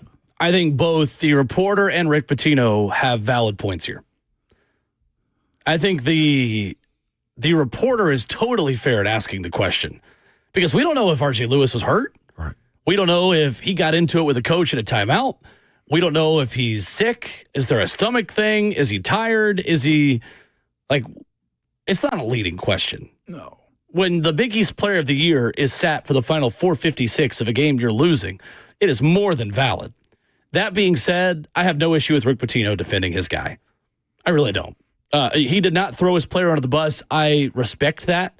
I don't respect the way he went after a reporter personally by accusing him of asking a leading question. I think that's a little bit over the line. But overall, I am fine with Rick Pitino having a passionate defense of his guy because that's what coaches do. You defend your guys in the media after they don't have good games because it's not on you to totally tear them apart. But Rick, in that situation, I mean, legitimately, it's a fair question to be asked. All right. Totally fair and question. Most fans want an answer. Correct. He will answer this question probably a month or 2 from now when he's more calm. If you're not asking that question, you're not doing your job. Yeah.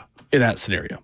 And again, I get it. 3 of 17 shooting on a night. Yeah. That plays a huge part into it. And stats don't lie, though.